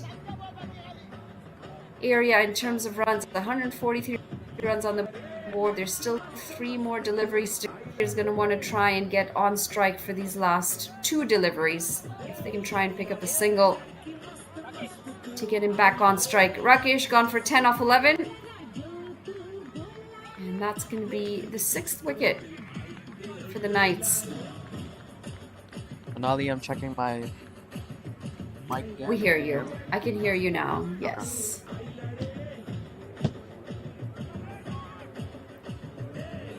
.68 off 61 for the captain, and just 2 other batters getting in double digits.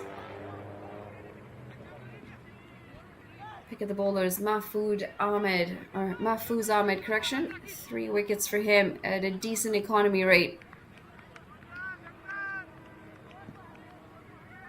143 for 6 after 19.3 with 3 important deliveries to come. Through the offside. Up and over the infield. And again, some fancy footwork to try and limit the runs. This is excellent running as they've picked up 3 runs, and this is why you got to get your back into it. Could have kept it to the 2 runs, but running through and past the ball after stopping it with his foot has resulted in an extra run. It also means that the captain's back on strike to face the final 2 deliveries.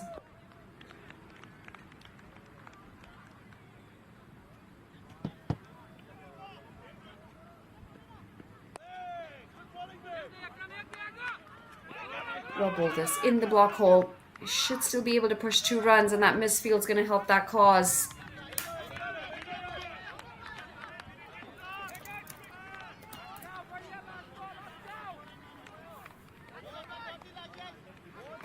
They'll look back, the Sixers, and they'll wonder where they could have limited these runs. And I think the answer is going to be pretty obvious. In the field, yes, they've bowled some extras here and there, but it's been the catches that they've put down, and it's been the misfields in the field that have allowed for a lot of these runs to leak through. Doesn't get a whole lot of it off this final delivery, and it is going to be a direct hit, which means they will lose their 7th wicket off the final delivery of this innings. They did complete the first run though, so they will get 1 more run added to this total.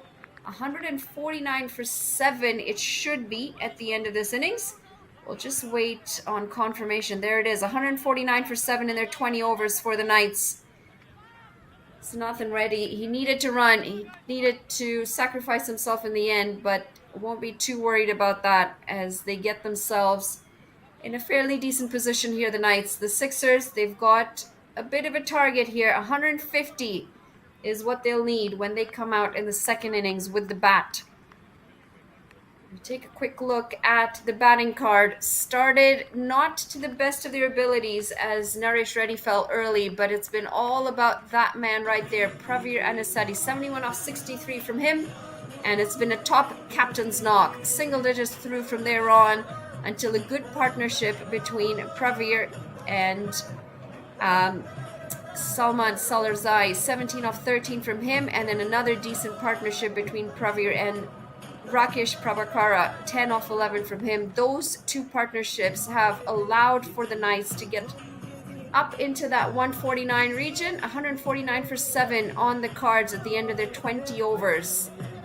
The bowling, on the other hand, has been topsy-turvy. Eman Kabir started well, very economical at the end of his 4 overs, unable to pick up a wicket. Had a couple of catches dropped off his bowling as well. That didn't help that cause. Ikram Hussain picks up a wicket, as does Rahim Uddin and Rajal Karim. Karim, though, very expensive, goes for 10 runs and over in his 4 overs. But the pick of the bowlers has to be Mahfouz Ahmed. 4 overs, 26 runs, and most importantly, 3 wickets, pegged away at that momentum that the Knights were starting to build up. Again, 149 runs on the cards. When they come back, the Sixers, they've been set a target of 150 in their 20 overs. We're going to take a short break. When we come back, we'll have the chase.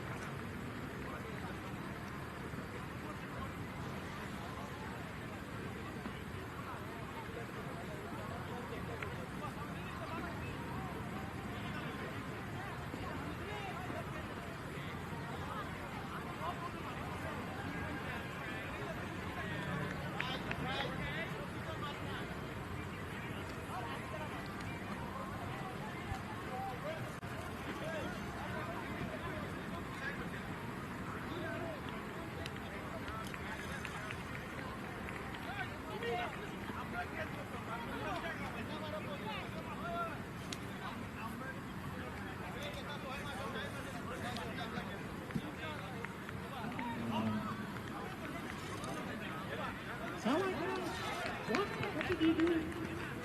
Did you not hit?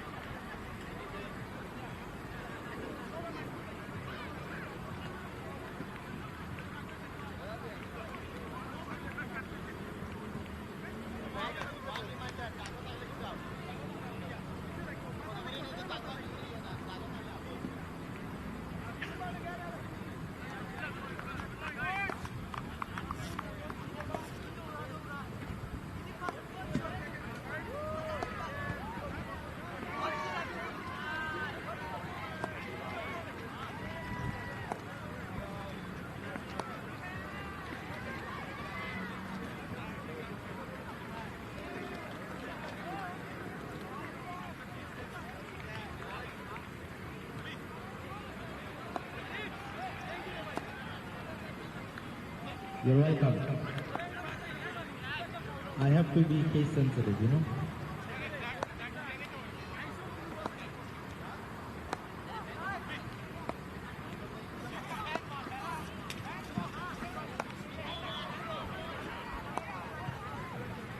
Welcome back to the action as we get ready to take you through the chase. 149 runs were put on the cards by the Knights, and the Sixers have been set a target of 150 in their 20 overs. It's going to take some batting, and it's going to take just some positive and patient partnerships, especially after seeing the way Pravir Anisetti went about his business in that first innings. Didn't have too much support. And unless you've got someone like a Pravir Anisetti in your side for the Sixers, you want to try and rely on building those partnerships, keeping those wickets in hand, and playing it as maturely as they can to get over the line here as they chase 150. For the Knights, on the other hand, if they can try and limit those extras, hold on to their catches, and keep their misfields to a minimum, they should be able to cross over the line pretty comfortably. They were rewarded a lot of free runs and misfields and extras by the Sixers, allowing themselves the ability to get to 149. They did end up losing 7 wickets in the end. Should make for a very exciting contest from here on, though, at the Michigan Cricket Association. Again, it is their 25th year anniversary. So they've been around for a strong 25 years. They've continued to build as the years have gone on, and they truly stand by their statement where cricket has no boundaries. This clash between Sixers and the Knights. A quick recap: when the game started, at the toss, it was the Knights and their captain Pravir Anisetti who won the toss, and they chose to have a bat first. And on the flip side, the captain of the Sixers, Joman Haq, said we would have liked to have a bowl first anyway, so it did work out in that sense. Not sure what he still feels about that decision of getting the opportunity to bowl first after that first innings. I think he would have probably liked his fielders to back his bowlers a little bit better than they did. We did see about 4 catches go down as well in the innings. And those 4 catches are pretty costly in the sense that it's allowed 149 runs to be put on the board.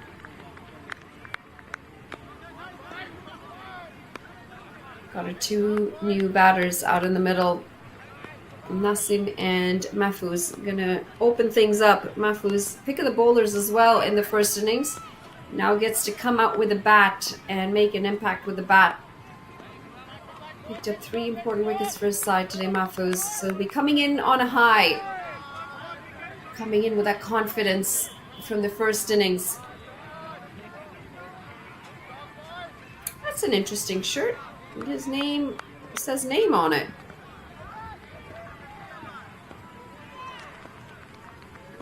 Should say Sanathan Reddy. And he's going to start with a wide.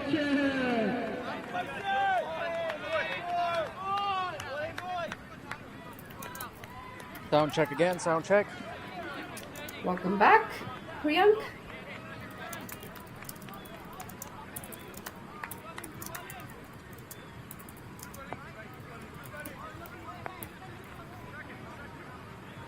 Thanks, Manali. So I hope I haven't missed a lot. Just a lot of the action from that latter half of that first innings. And what an innings that was by Prabir Nasetti. Captain's knock to bring his side into a fairly decent position. It's well bowled. Started with a wide, but the last 2 deliveries have been spot on by Sanathan Reddy. What do you make of this contest, Priyank? No, I think Prabir really played well in his innings. He did play a captain's inning, and he was looking forward to getting his team a score that it's needed for this ground. 149 is a really good score at par to. Like, it's going to be a good contest because both the teams on this ground can score 150 plus, and 150 is almost chaseable on this ground. So I think it's going to be a good fight from the Knights, and we'll see what happens. But maybe in the power play they would have to take off really nice and well. This to be the first runs off the bat as this is played into the gap for a single. Off the mark, Nasim with that single. Nasim Ahmed opening the innings with Mahfouz Ahmed. Frank, do you know if there's any relation between the 2 Ahmeds? Are they brothers?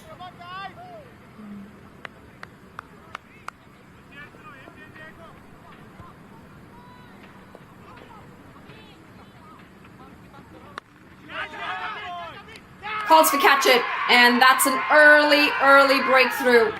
They are absolutely ecstatic here, the Knights, as they've picked up the wicket of Mahfouz Ahmed, and I can tell you that is a very big wicket because when you look at their leading run scorers, he is up there, and he's not only good with the bat, he's also good with the ball. Mahfouz Ahmed, leading run scorer with 234 runs.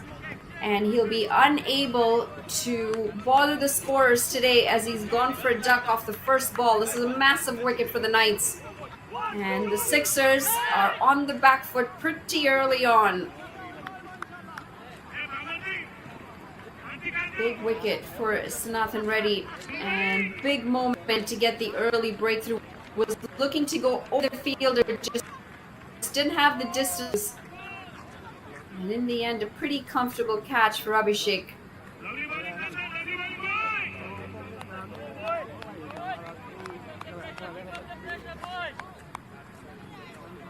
Pressure early on for the Sixers.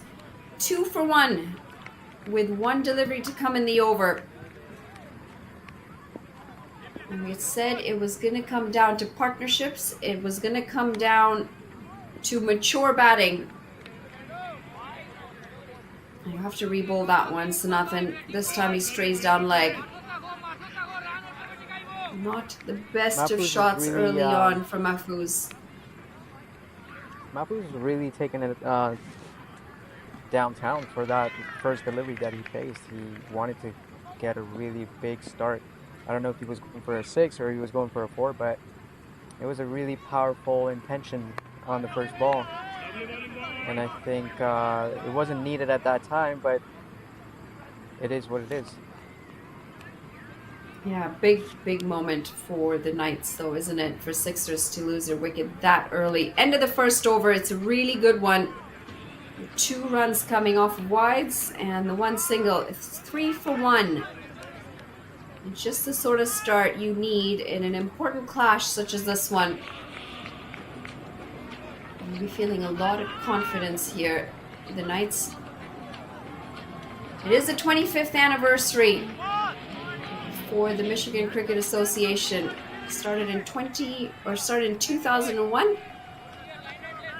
And they're in their 25th year here. And great to see the sport growing consistently throughout the years. The following in North America has only gotten larger with time, and having hosted the T20 World Cup last year in the US, joined by the West Indies, that would have helped the cause as well. This is played beautifully down the ground, and it's going to run away for 4 runs. This is very, very well struck by Nasim Ahmed.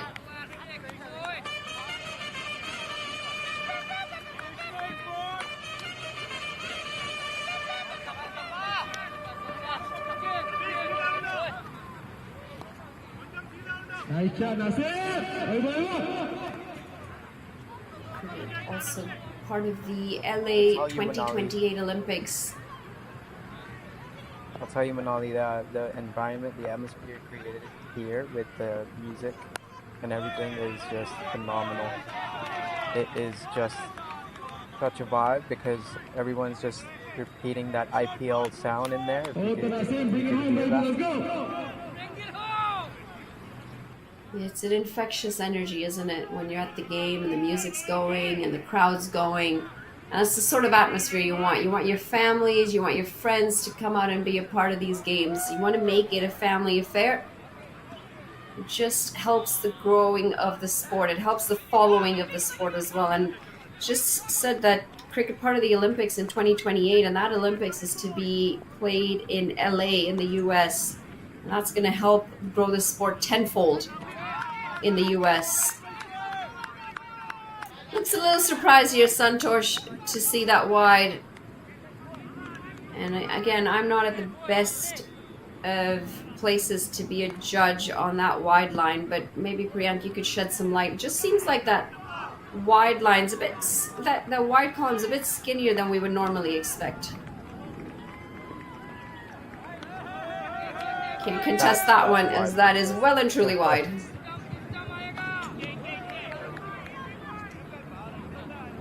The one before was a bit tight. I mean, the umpire was looking at it in a way that he could have not given it a wide, but also he was kind of not sure, so he gave it.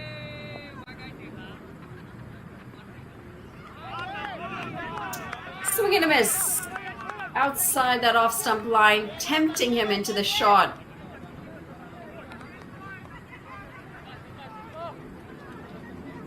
They're not getting the swing anymore from the wind. There's no more wind coming, and it's just the bowler doing his own skills to work. Colts could catch it. And this has been put down. Hands on heads, but a good effort nonetheless. Squeezes the offside for single. They're living a little dangerously here, the Sixes.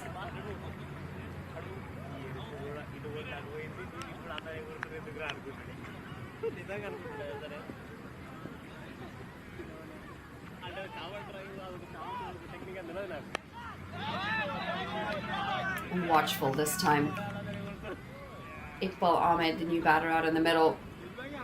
Any relation between the Ahmeds, Priyank? Were you able to find out? No, I wasn't able to talk to anybody. As I mentioned before, it was hard to get connection, so I had to sit somewhere else to get that connection. So I'm not in the talks with the players right now, but I will ask them in a bit.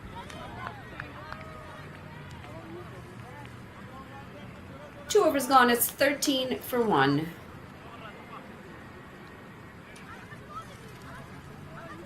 The top 3 batters, all with the same last name. Just be interesting to see if they're any relation. Pretty common last name, though, isn't it, Ahmed?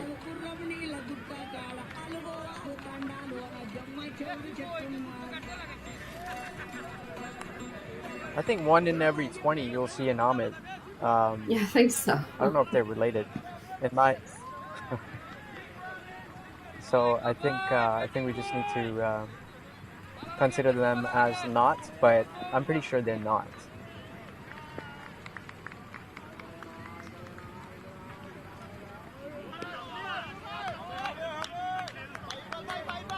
Nothing ready back into the attack for his second over. He's bowled tidy, 3 for 1. Got the early breakthrough for his side today. It was a well-judged catch in the deep. Very interesting shot as well from Mahfouz Ahmed early on off the first delivery. Had a really good outing with the ball in the first innings. And his side needed him to do the job with the bat. Just wasn't able to do that today. That's going to be wide. And if the Knights have a little bit of a concern on their hands, it's in the form of extras. Seen quite a few extras in the first 2 overs.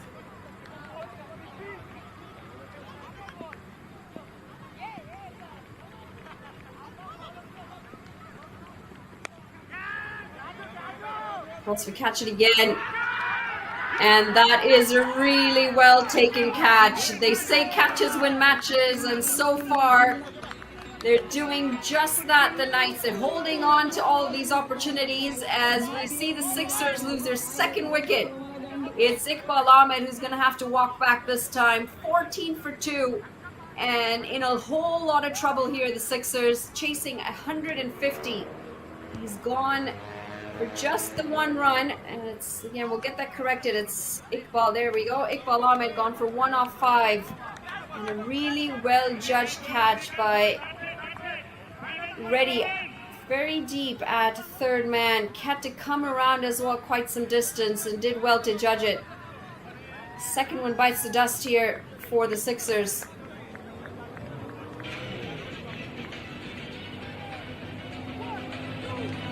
I don't know, Manali, if you see the difference. Is Knights on top of the table and then Sixers is number 4, right? Correct. Yeah, so you can see the difference between the two teams in the field for fielding intentions. Like, you can see the mindset. They're looking into getting to the ball. They're trying to get their hands to the ball. They're trying to get the catches, get outs. You know, like, you can see the whole and the atmosphere that they're creating. And that's why they're number 1 on the table, because I see it and I can tell that because they want the balls to be coming to them and field well. And if at any stage, I think you've been there in international and you've seen at international level, the teams that have the best of the best fielders, they are on the top of the group. Absolutely. And it's such an integral part of the sport, isn't it?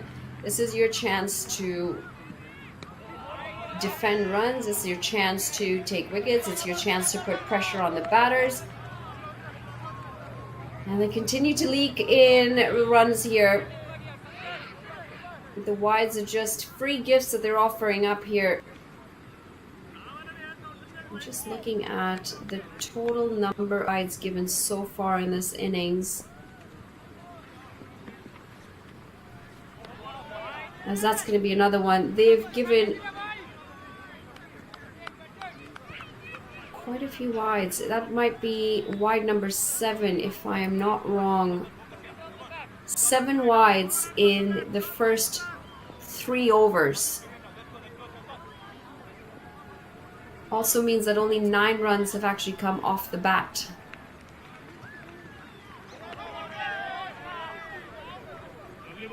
Bit of a loose shot there from Ikram. Not really getting in the right position, no real balance, just throwing his bat out. We got this, boy. Let's go.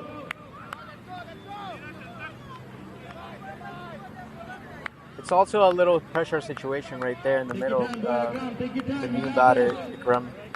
You can see he's a bit nervous with the whole foot movement. It's you can tell from the batter actually not moving his feet and just trying to reach to the ball. Just there, you can see it again. You know, like he's trying to get it to score, but it's the nerves that are getting into him a little bit. He just needs to relax and just get to the pitch of the ball or get in the line of the ball to hit the ball to where it needs to go. Yeah, and it's pretty incredible, isn't it, when you don't have the right confidence and when you've got the nerves, your body just doesn't react as well as it should. And balance is key when you're playing, isn't it? It's not necessarily footwork that we're talking about, it's balance. Because if you have that, if you've got a stable balance under you, you then have the ability to play the ball with a lot more confidence and control. But what an over this is turning out to be from Sanathan Reddy. He still has to bowl 2 legal deliveries from here on. 4 wides in the over so far, and he's really struggled with his line. This one very straight, low full toss on the pads. And it's played all the way to the boundary for 4 runs. 2 straight and punished. Nasim Ahmed seems to be on his way to playing a similar innings that we saw from Pravir Aniseti in the first innings. As I told you before, Monali, the left side of the batter, the leg side, is all fast outfield. So if you bowl anything on the legs, it's going for 4.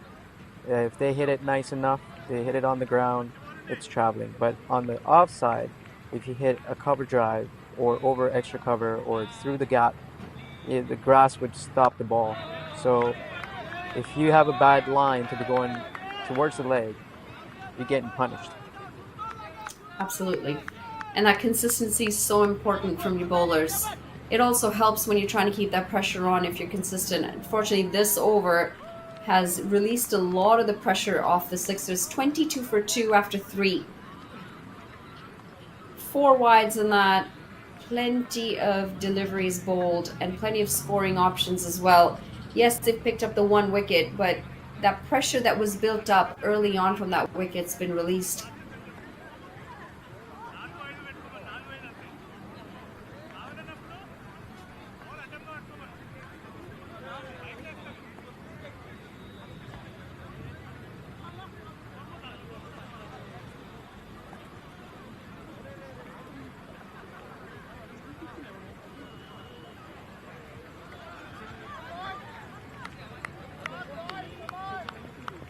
A lot of banter on the field. You can hear it in the background as well.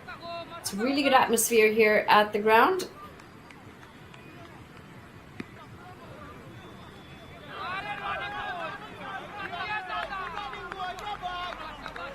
Into the leg side for a quick single. I was waiting to see if there might have been... there it is. The leg by signal. Didn't think it had come off the bat. I don't think we'll be too worried about that, the Sixers, as long as the runs are coming.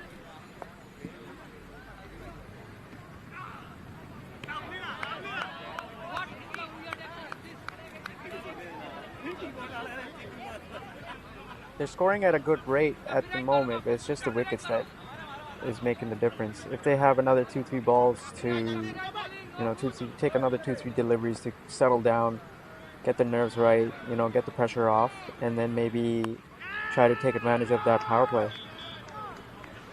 Calls for catch it again, and this will be safe in the end. I think he might have just misjudged that. Priyank, you're probably at a much better angle to judge this one for me. I think it looked like he slipped and maybe misjudged that one. He did, and he was a bit iffy about if he should go for the catch or not. And then when he tried, he slipped and he couldn't get there.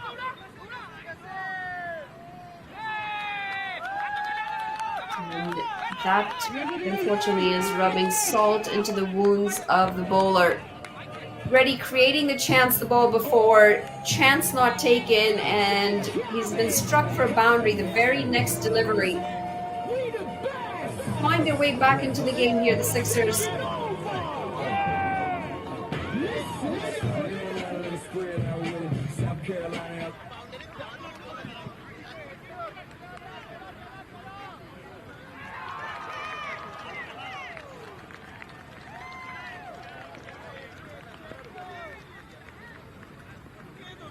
As I told you before, Manali, this on the leg side, anything inside edge, anything off the middle of the bat, definitely going for 4. Inside edge, down the ground on the leg is just traveling. You know, we talk about batting in partnerships, but bowling in partnerships is also so important. And unfortunately for the Knights, they've struggled to find that bowling partnership. The over before, Sanathan Reddy was very expensive, and in this over, despite the effort that, and I'm going to try not to butcher this name, maybe you can help me. Kadgapani, am I saying that correctly? He's trying really well to bring that pressure back into this over. But unfortunately, when you don't have the bowlers being able to put pressure on both ends, it makes it very difficult to keep it on. It's the end of the 4th over, though.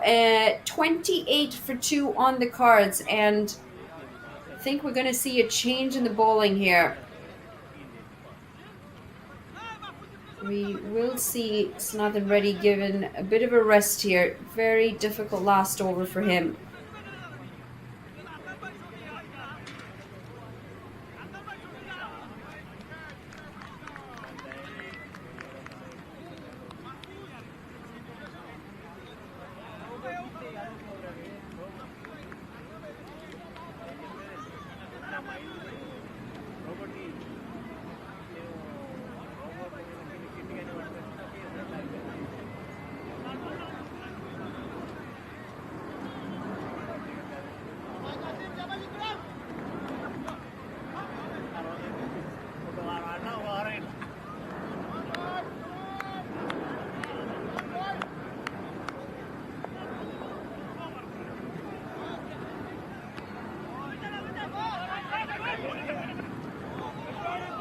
Opportunity. Oh, that was good. That was really good. That was really good by Santosh, the way he threw it. They have been live wires in the field, and you can tell just the energy is a little bit different in the way they're moving.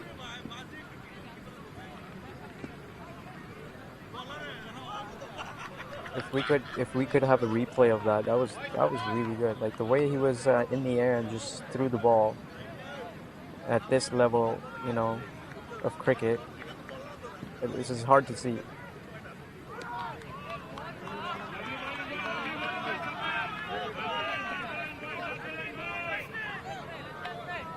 Santosh Sapa, 2 deliveries in. It's been a good start for him.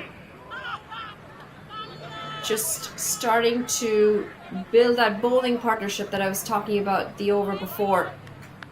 Try and keep that pressure on from both ends.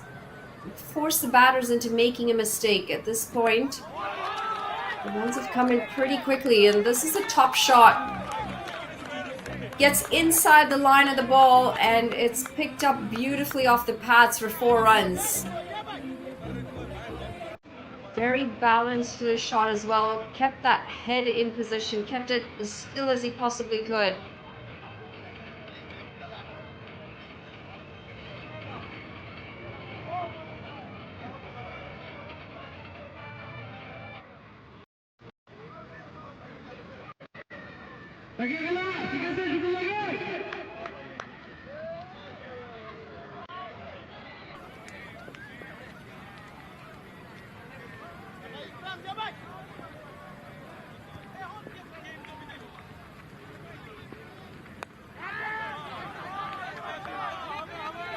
Goes for catch it again.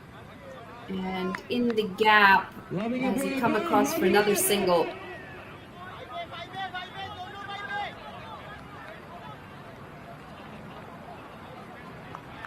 Having a very good contest between both of these sides, despite the 2 early wickets. They've been gifted some runs and extras, and they're just starting to put the pressure back on the bowlers here. Beautiful shot as well in the over.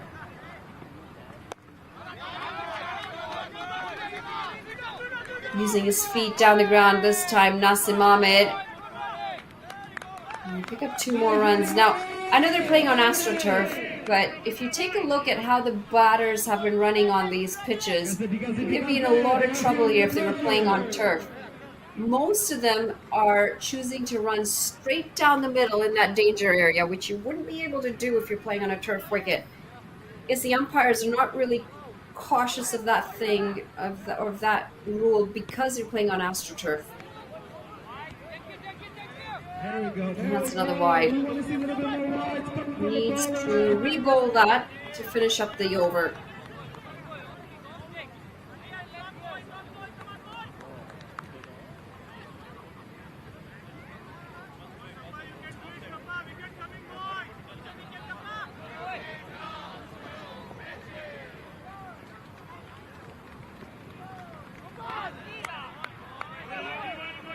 Swing and a miss. No balance on that shot by Nasim Ahmed. It's going to see off the end of the 5th over. The Sixers, 37 for 2.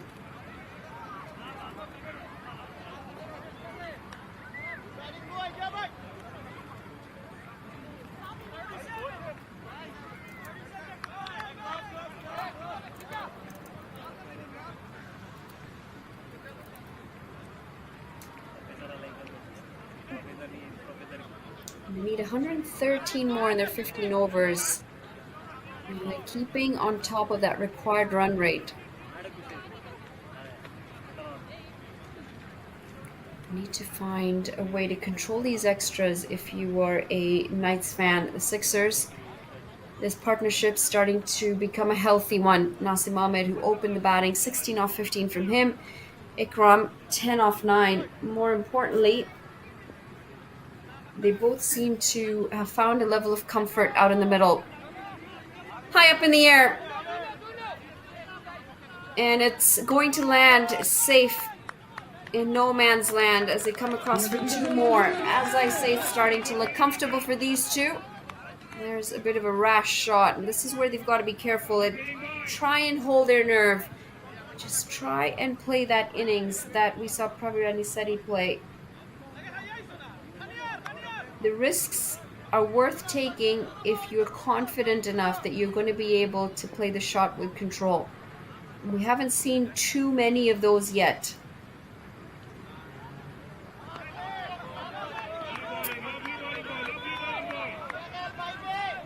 Frustration for Reddy. He's hoping that he would have been able to get a feather of an edge on that.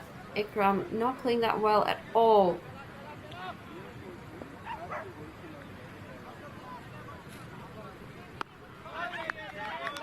Extra bit of bounce this time.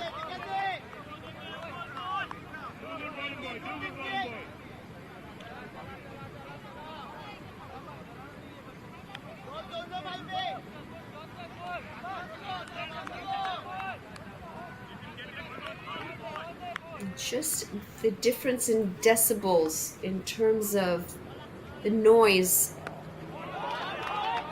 on the ground is quite evident between these two sides. A little too straight, picked off the pads again. Ikram plays this beautifully for 4 more.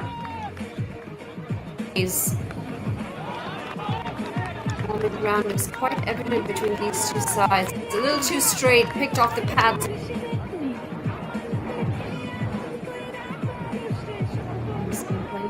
Here, 3 fours in his 16 runs. Nasir Ahmed, 2 fours in his 16 runs.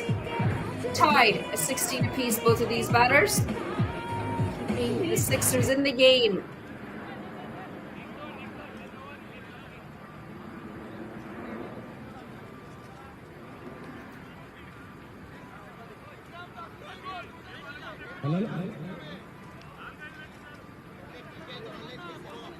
If they continue scoring at this rate, the Sixers, they will be able to cruise over the line pretty easily.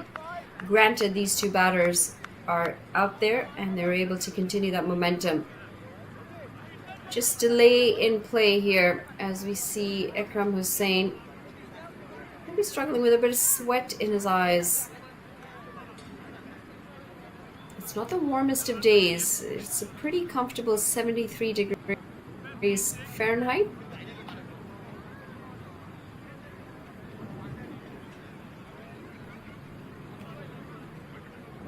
This is a decent start from Sixers right now because even though they lost 2 wickets, they're still at par to make 150. That's almost a required run rate that they need.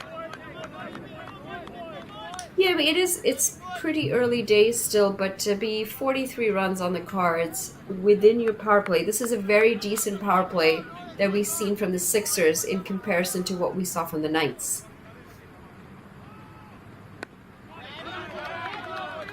Well played again. Soft hands into the leg side, in the gap as they pick up 2 runs here.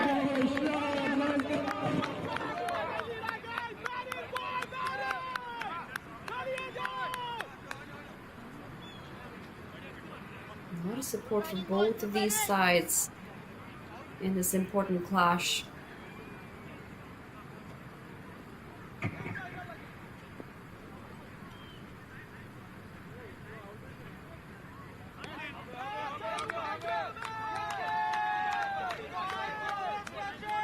This time called a wide. He's done this a couple of times now already, where he bowls a wide off the last delivery. You want to try and finish your over in a strong way. Picked up into the leg side again, and there is a massive gap there as well. Won't run away to the boundary this time, but they will pick up another 2 runs to end the 6th over. It's also going to be the end of the power play. The Sixers 48 for 2.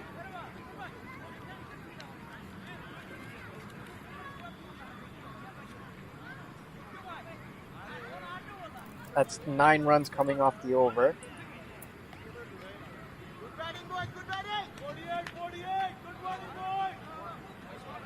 They continue to put the pressure on, haven't they, the Sixers? They need just under 7.5 runs and over. And they're consistently getting big overs. 2 runs away from pulling up the half century in runs. 50 runs would have been on the cards and should be on the cards still very soon.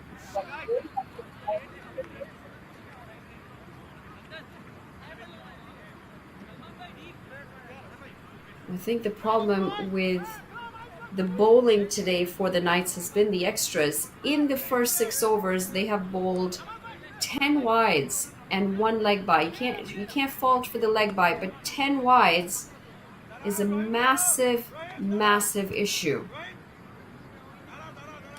Because not only is it 10 extra deliveries, it's also 10 extra runs, and those 10 extra deliveries that you're bowling have the potential to go for more runs.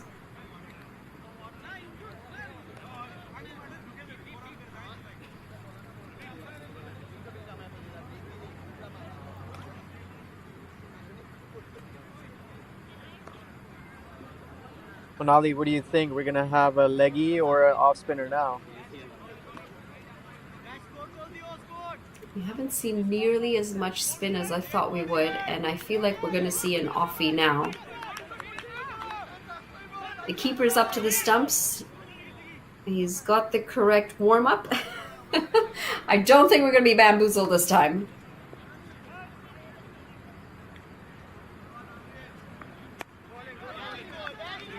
Starts well. I think taking the pace off the ball. I don't think we're going to be bamboozled this time.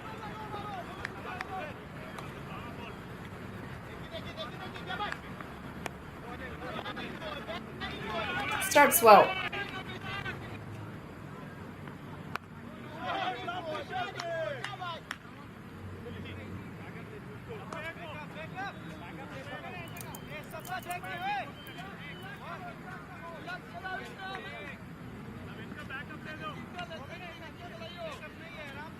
knocked into the offside for single.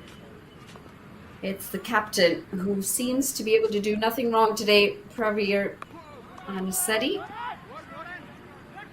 Handy innings with the bat today. Got his side into a very comfortable position with the bat.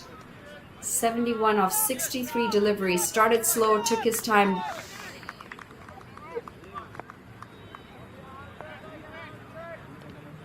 Oh.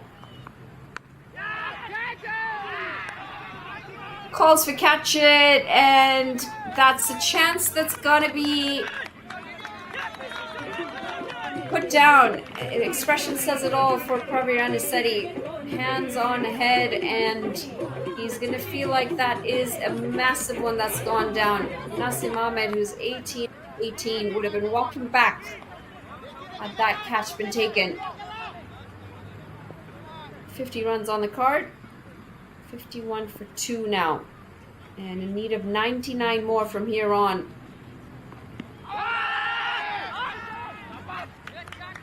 Oh, it looked like it would have been going down leg.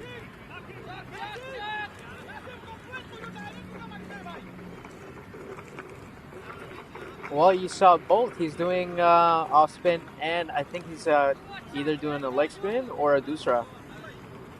What do you think, Manali? What is he doing?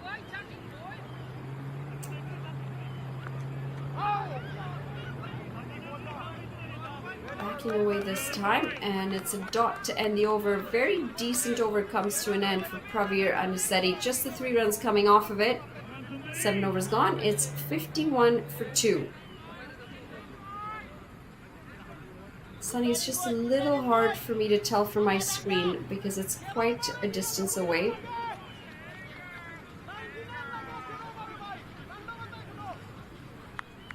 But he's bowled in the right areas. He's certainly been able to test the batters in terms of the line and the length that he's bowling. You might be able to tell a little bit better because you're at the ground at the moment in terms of whether he's bowled a dusra or the off spinner.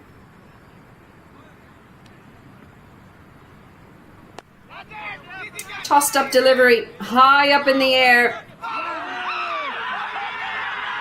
And this is a screamer of a catch. Sticks out the right minute and right into the hand. What a catch this is to see the 3rd wicket go down.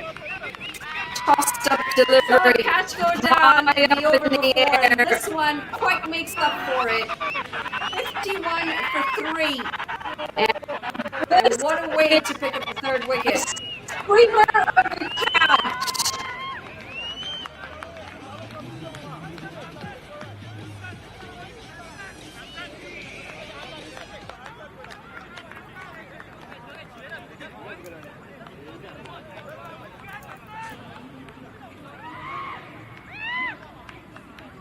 The end of Nasim Ahmed. 18 off 19, who was dropped the over before. He's been picked up with a screamer of a catch in this over. Abhishek picks up the wicket. Abhishek Sunkari is going to say, sorry, skipper, I know that was your wicket, but don't mind if I do. And they needed to break this partnership here, the Knights. The Sixers were starting to look very comfortable in that partnership.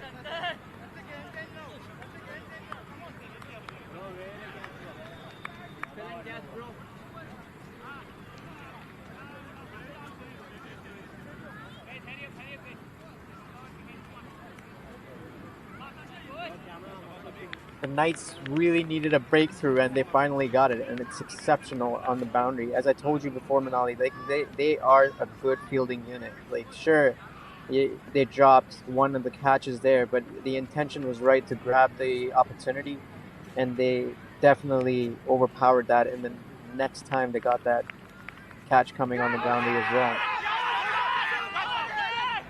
That's a closer. That's a close one. Shout as Rijal walks out to the middle. Umpire says not out, but they're now well and truly pumped up for this game here. The Knights, that wicket changed a lot of things, and I think we've spoken about how important fielding is, and when you have an effort like that in the field, you can just see the change in the energy, can't you? You can see how pumped up they are after seeing that effort.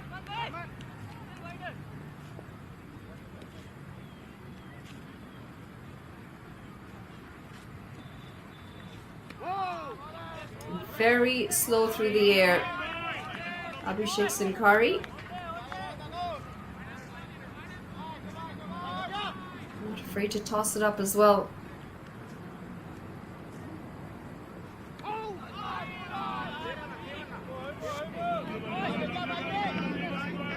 And again, for lack of pace.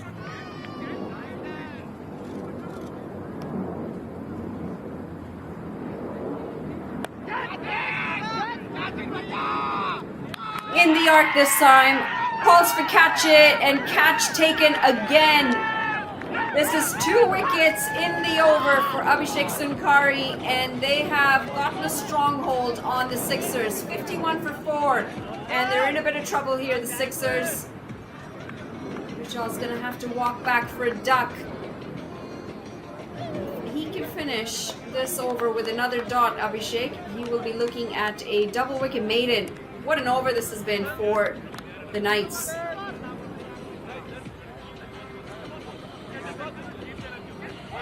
Abhishek is really not afraid of tossing it up. Huh? He's trying to just give the batter that the candy that he needs to hit it over the park outside of the boundary. But it's not it when you're not settled and the nerves are not settled. You really need to just take singles and doubles and build an inning. But he deceived him. And you know what? Definitely. It's the lack of pace as well that's doing it. The lack of pace means that the batters have to generate all of the power and the timing to be able to clear the infield. And if you don't have the connection, if you don't have the timing, and if you don't have the power, which you're being forced to generate here thanks to the lack of pace, you're going to see 2 wickets go down in an over. Tossed up again, very slow through the air, as that is going to round off a very, very good over for Abhishek. It's a double wicket maiden for him. 8 overs gone. The Sixers are 51 for 4.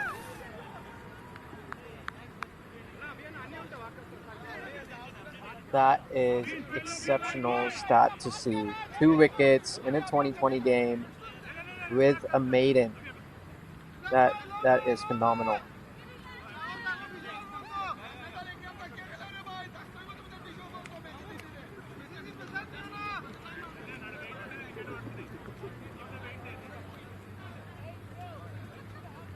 Pravir did amazing with the bat. Now let's see what he can do with the bowling as well. So he's got some variations.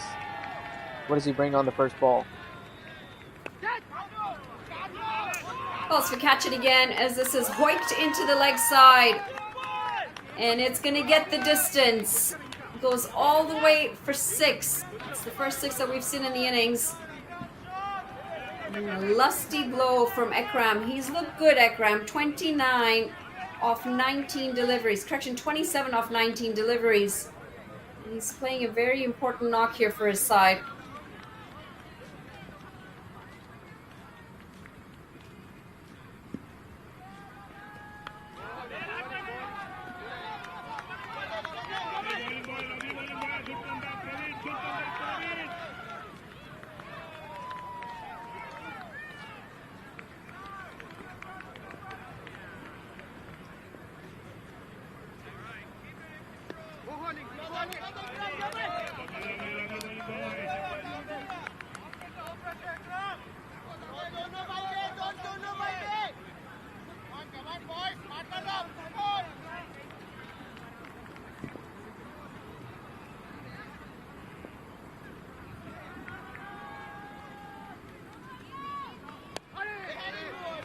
Two straight on the pads and played really well for a single.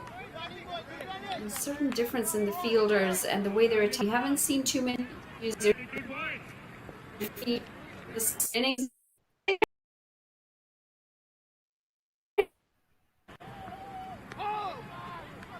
A swing and a miss as he was looking to smash that through the offside.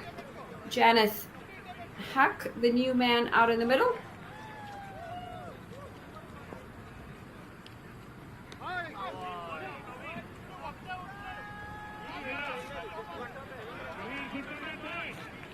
They're really asking the batters to hit them for a six, right? Because in that moment they just want now, because they're on top.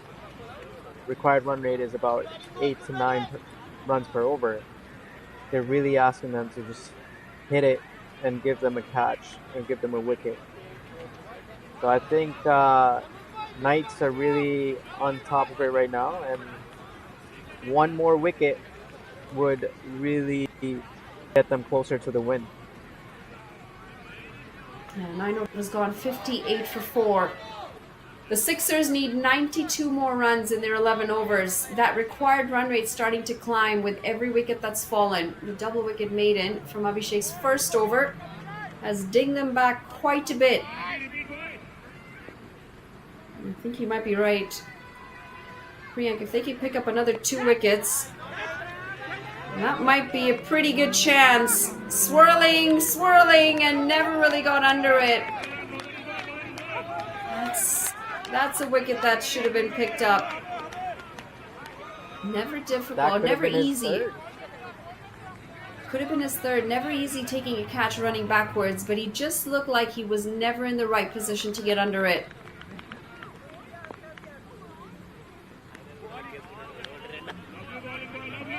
I don't know if you saw the body language of Abhishek at that time. When the ball went up and he kind of gave up on if it's going to be a catch or not. So he was just hoping 10% that he would catch it, but 90% he gave up. Yeah, unfortunately the fielder just didn't look. Make that wicket number 5. If it's not in the form of catches, it's in the form of a run out. 59, and it's 5 down now. The Sixers are digging themselves in a bit of a grave here. Really good throw back to the keeper and easy work to take the bails off. Make that wicket number 5.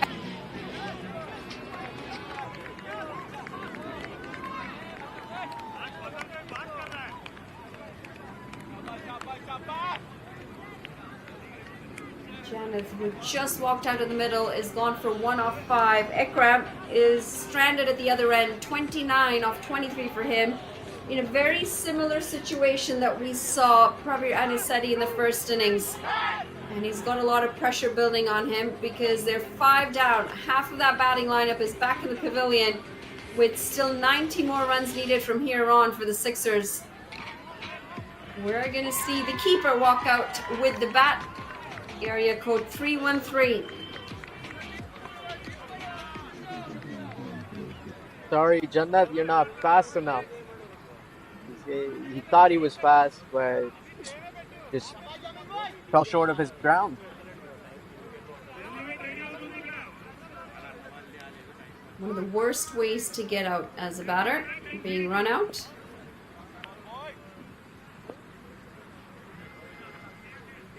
Zamil Ayan, the wicketkeeper, walks out to the middle as he's caught behind, or caught between 2 minds, I should say, on that delivery. Very tempting when you see the flight, but then you're like, hang on, where's the pace on the ball? As he sweeps this away for a single. Ikram. Correction, that should be...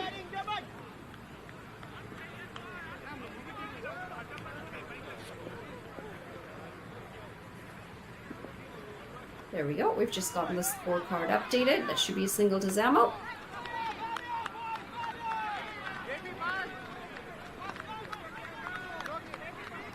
Two straight again, and easily picked up 2 runs as this is played into the leg side.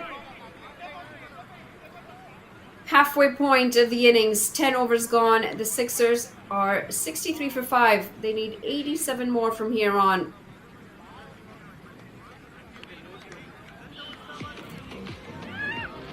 I don't know if you remember Manali, but last innings from Knights, they were around 68 and 11 overs. So they're pretty close. It's just the wickets that has made the difference.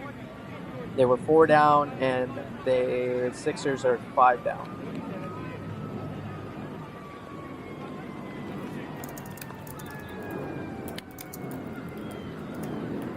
And wickets can change the game completely, changes the pressure completely. Could be tight, and quick run in the end. Very quick to get off the non-striker's end. Graham took off very early to make sure he was home in the end.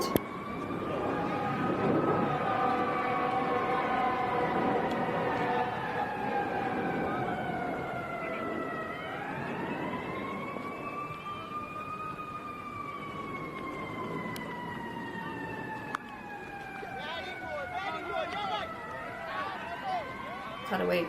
Just a little too short, a little too wide from Praveer. He seems to have lost his rhythm after that drop catch. Just doesn't have the same body language.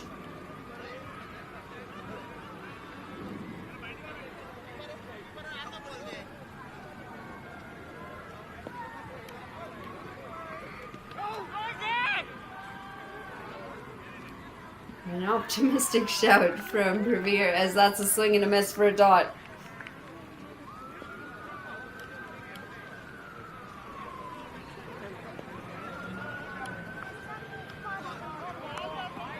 That's a wide.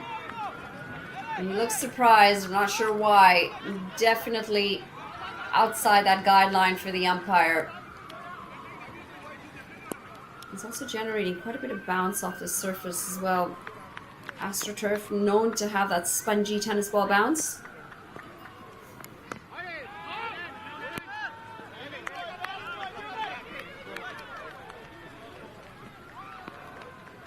No real timing on that one from Zamil. Hoping to pull it. And again, this is a really good ploy by the Knights to bring in spinners on both ends. They found it quite easy to get runs off the pacers, and this lack of pace is creating quite a lot of problems here for the batters.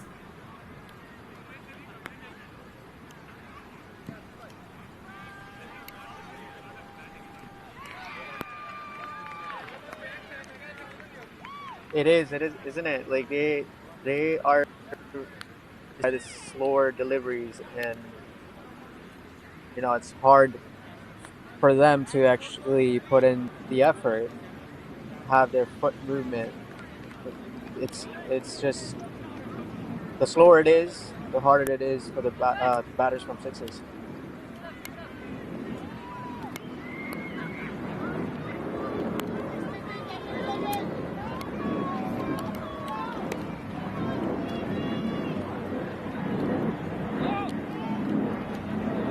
Leg side again, and it will be a single to end the over. 11 overs gone and 67 for 5.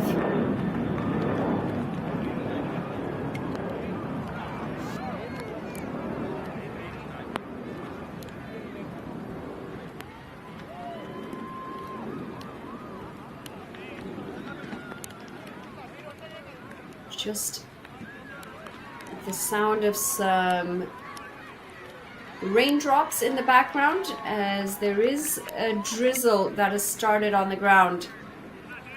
And players will want to try and finish this game, and I don't have a Duckworth-Lewis comparison in front of me here. We did say there was a slight chance of rain today, and it looks like that chance has held up.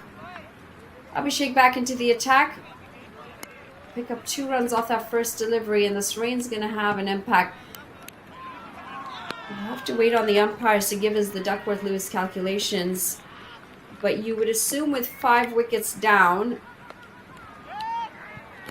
and this might be, no, it won't be the 6th wicket. It drops short of any fielder.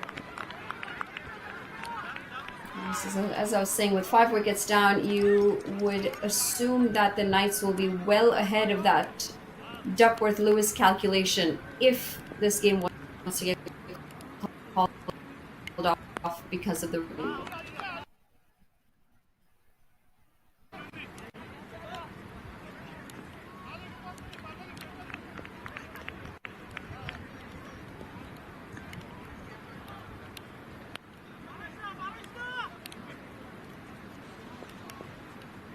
Creating a whole lot of problems out in the middle for the batters, Abhishek. Again, tossed up delivery, nice and slow through the air. And they're just not able to do much with these deliveries.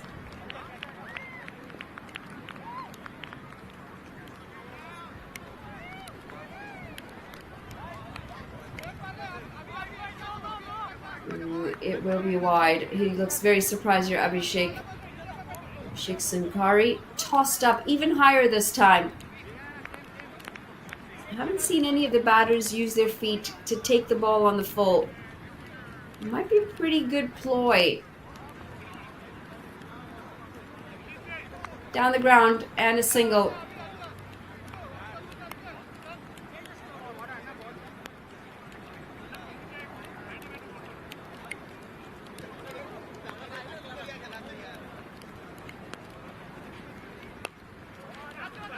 High, very high up in the air. And a very well taken catch again. Make that wicket number 6, 72 for 6. As we see the end of Zamil. They've held on to their catches, apart from just the one catch that we've seen go down. The Knights have been very tidy in the field, 72 for 6 after 12, and Abhishek picks up his third. They're very determined as well, not going to waste time with long celebrations. They know the rain's coming in. They do have enough overs in the bag for this to constitute as a game. Need 5 overs completed in a T20 game, and they're well and truly over that. And with 6 wickets down, even with Duckworth-Lewis, I don't have the official calculations here, but even with Duckworth-Lewis calculations, you would assume 6 wickets down. The Sixers are still a long way away from their minimum required target to get over the line with a win.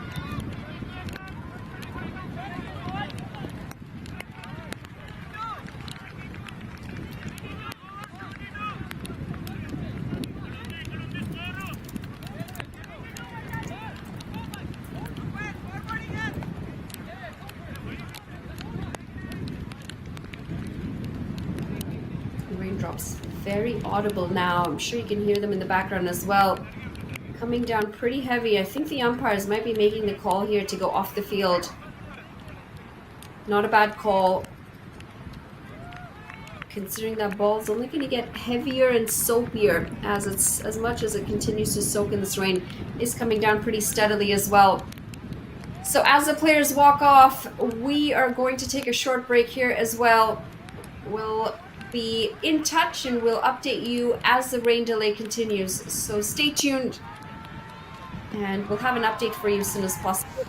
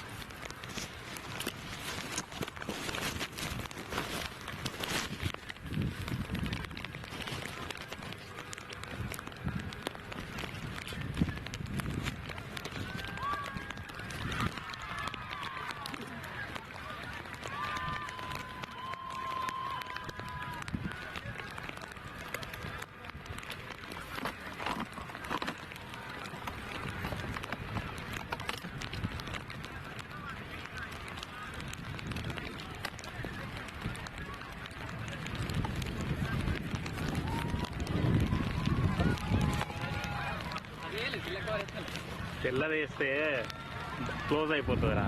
ఇది మీరు కానీ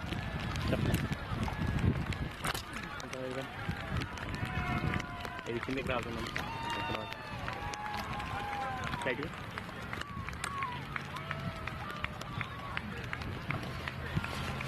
ప్లేస్కి ఏమవుతుందంటే అది వేసినప్పుడు అది close అయింది.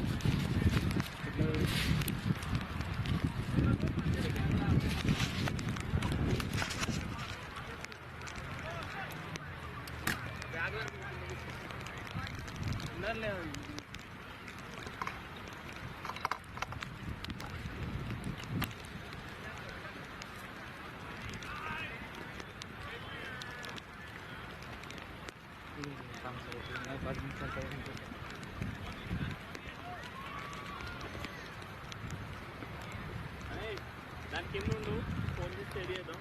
నేను ఇటు పోయేస్తాం.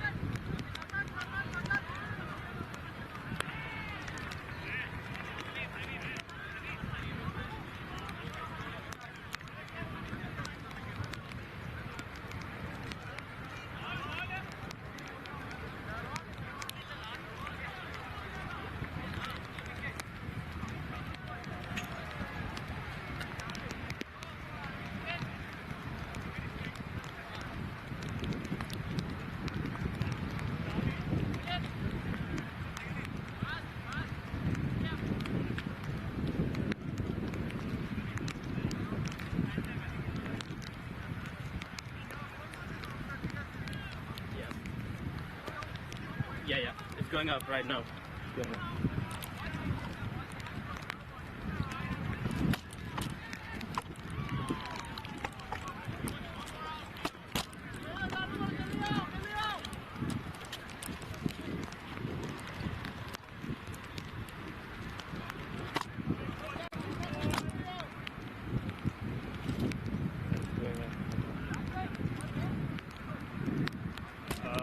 I think it's perfect. Can you please check?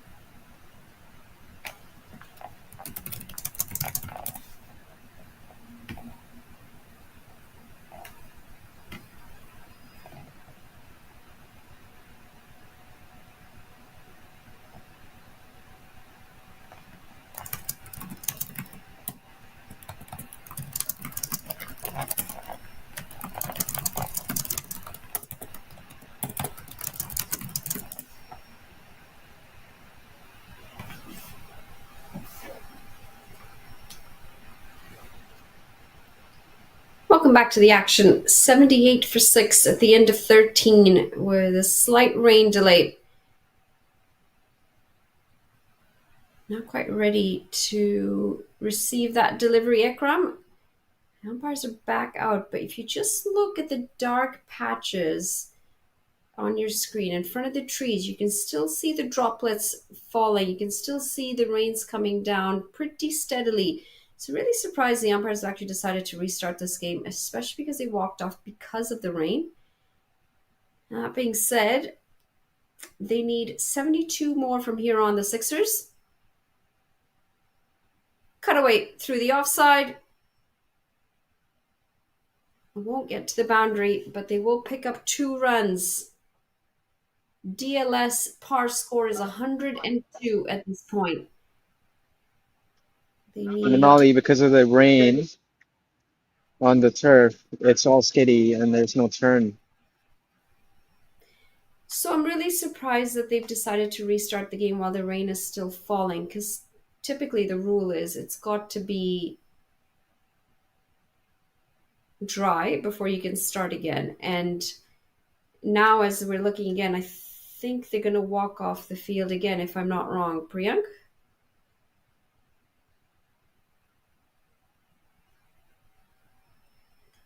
You just see on your screen as well that the rain is coming down pretty heavily, pretty steady.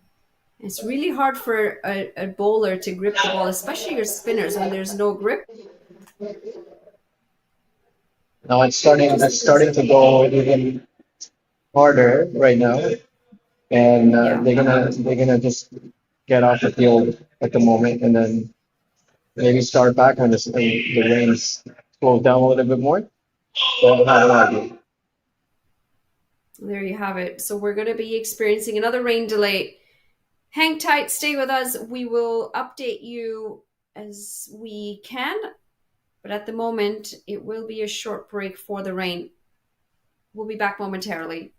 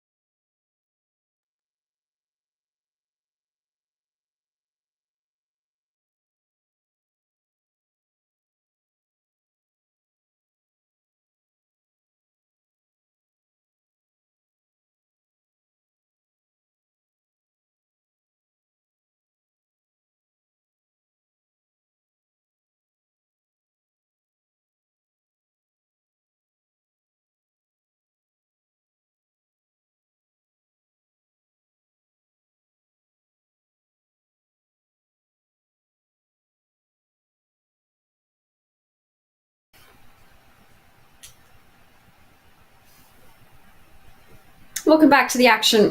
Looks like the rain has all but passed for now. As we get back into this contest, the Sixers, they need 70 more from 6.5 or 6.5 overs. Required run rate over 10 runs and over. It's going to be a tough task from here on with just the 4 wickets left in hand. On the flip side, the Knights have been exceptional with both bat from their skipper, Pravir Anisetti, and with ball with almost everyone in their bowling unit. Abhishek, pick of the bowlers though, with his wickets. Back in the action, just struggling with their line and length in the last couple of overs, partly because the ground's wet, the surface is wet as well, so it becomes a little bit skiddy. Don't get the same sort of turn that you expect. Ball skids through on the AstroTurf. And on top of that, when the ball is wet, just makes it very difficult for your spinners to be able to get a good grip on the ball. Expensive start after the rain delay for Raj Dogra. Starts with a wide and a 2 and a 4 to follow through or follow up after that.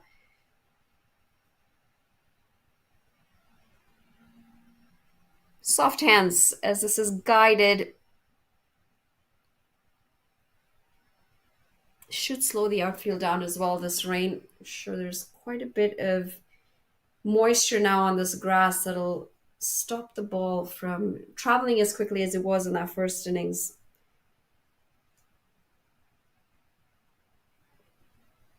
I think it's the pace of the wicket on the turf. It just comes on the bat even more there. Well, it's in the air and caught. Another wicket down for Sixers, and they're in deep trouble. And looking to pull that into the leg side, just didn't have the distance. And this is a big scalp that Raj has picked up. It's the wicket of Ekram Hussain, who was going really well. 43 of 34 deliveries. He falls 7 runs shy of his half century. And we see this so often when there is a delay in play of any sort of break in play. You just lose a mental concentration. And that often results in a wicket. And this time for the Sixers, it's resulted in a big one. They're 86 for 7 after 13.4. 3 wickets away from closing this game now. And the Knights are going to feel very confident from this point onwards.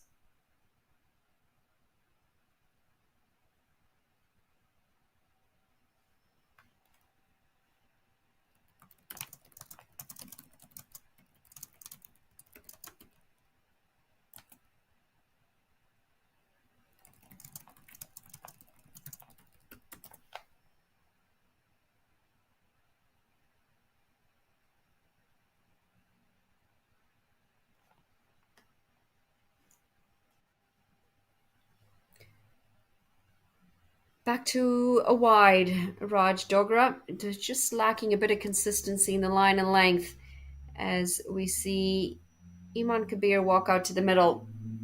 Opened the bowling for his side today for the Sixers, Iman Kabir. And toiled really hard for a wicket. Just wasn't able to pick one up today, but his side need him to do a job with the bat today. That's going to be a chance gone down. Didn't stay low enough, long enough, the wicketkeeper, and that's an under edge that's gone a begging.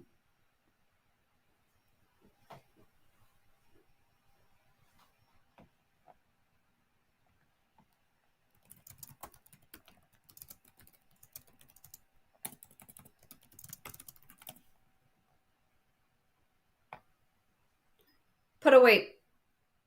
Smashed away for 4 runs to end the over.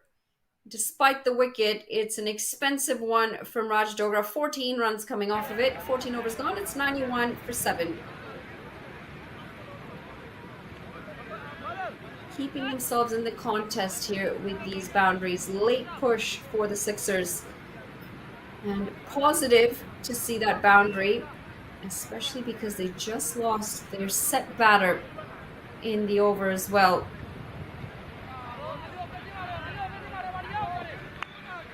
He desperately used a half century and just the presence out in the middle from Ekram Hussain, who was going really well today, 43 off 34 before he fell.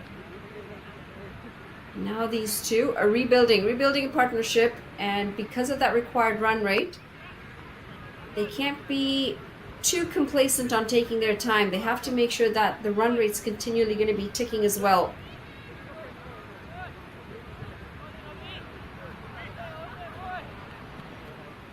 I think with 3 wickets left, it's going to be hard for them to reach that target. And they don't have enough batters left to actually chase that down. So it's going to be very challenging. And I think 90% win is going towards Knights at the moment.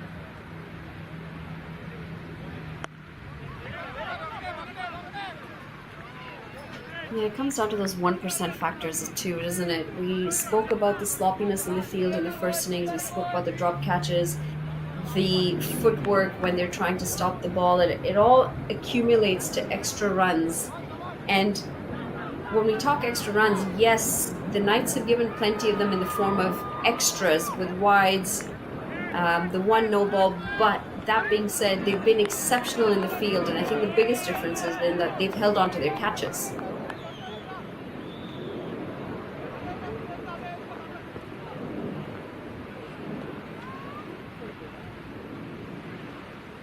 I think that's why they're on top of the table, because of the, I think it's the fielding efforts. Look at the sprint right there from And deep the extra slide. cover. They're just a more athletic team, a more athletic side overall in the Knights compared to the Sixers. They're not afraid to put their body behind the ball. They're not afraid to bring in the slide if they need. They're not afraid to take a running single-handed catch if they need to. And, you know, all these things, all these elements have brought themselves into this position. We've seen a run out as well. It just elevates the overall atmosphere of the game, the overall confidence in the players and each other. End of a good over from Abhishek. 15 overs gone. It's 96-7.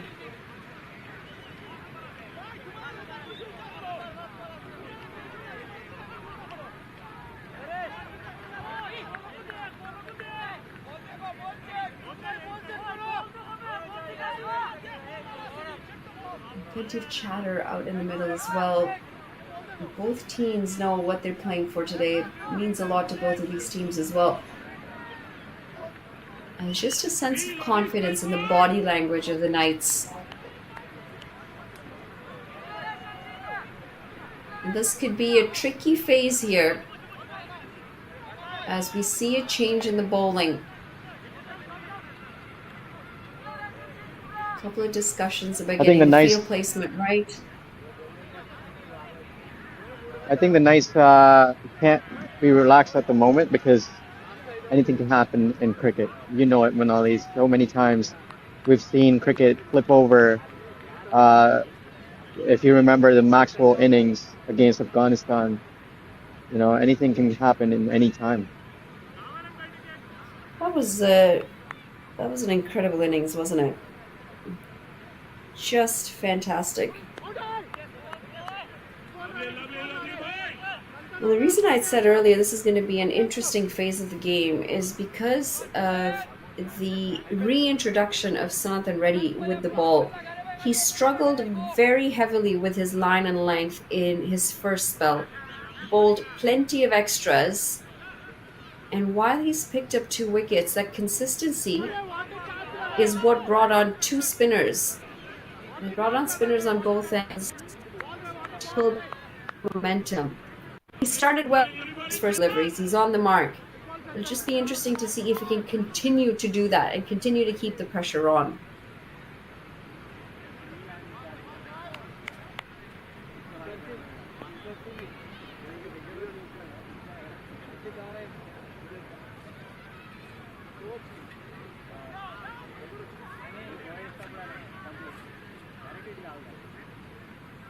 All the dot deliveries are not helping Sixers at the moment, and there's another one right now. I don't think there's hardly any chance of Sixers catching back from here point on. That's a really interesting shot. It's been a from good Janae. contest. Has been a good contest. He was looking to pull that into the leg side, completely lost his balance, completely lost his shape. And there again, no balance, losing your shape again, going well into the leg side with no connection with the ball. And this over is going to help the confidence of Sanathan Reddy in his second spell.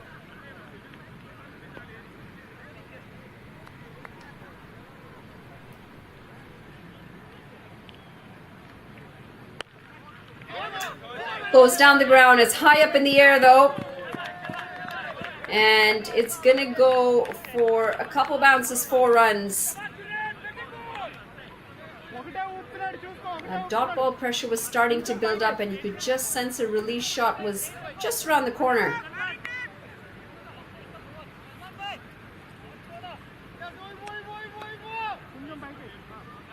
So Manali, when you were in Australia, how long were you there for? I was there for 6 months. I played for Northern Districts in Sydney grade cricket.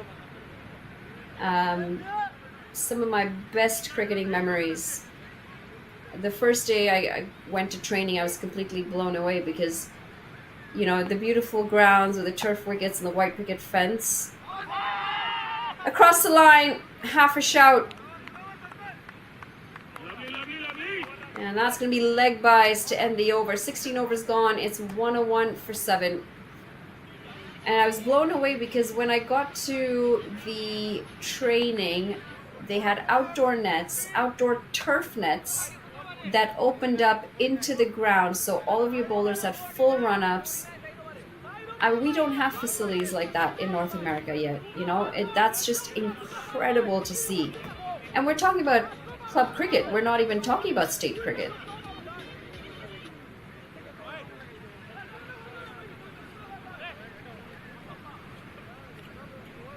Oh, I know, beautiful grounds in Australia.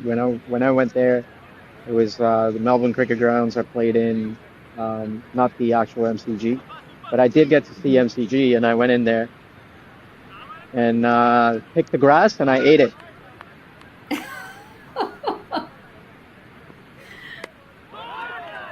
Pulled away. And pulled away really well as this is going to race away for another boundary.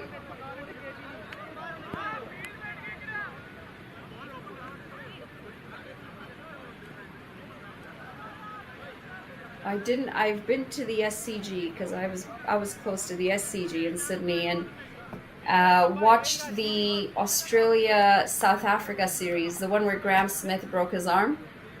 Mitchell Johnson bowled a bouncer and broke his arm, and where he walked out to the middle in a cast to try and save the test match. It was a pretty epic series, pretty epic game. It just takes your breath away though, doesn't it? Some of these stadiums are just incredible. Through the offside this time. And make that back-to-back 4s. They're in a bit of trouble here. The Knights need to find a wicket, and they need to find it quickly. Need 41 runs from here on in 3.4 overs, and if they continue at this strike rate in this fashion, they could be staring at a very close game in the end. I think because of the wetness on the ground, the ball is even traveling more, and it's just getting through. And even this shot, you'll see it. Oh, I could see it. But it's just skid through the legs of the fielder. He had no other options. I just feel like this game is going to come down to the wire. This is 3 back-to-back 4s. And 37 runs from here on. They have plenty of deliveries to get there. The issue for me is, yes, the field is doing what it's doing, but this has not been a good over from Santosh. He has not found the right line and length, and it's allowed for the batters to be able to swing their arms. This last delivery again, short and wide. It was a hit-me ball.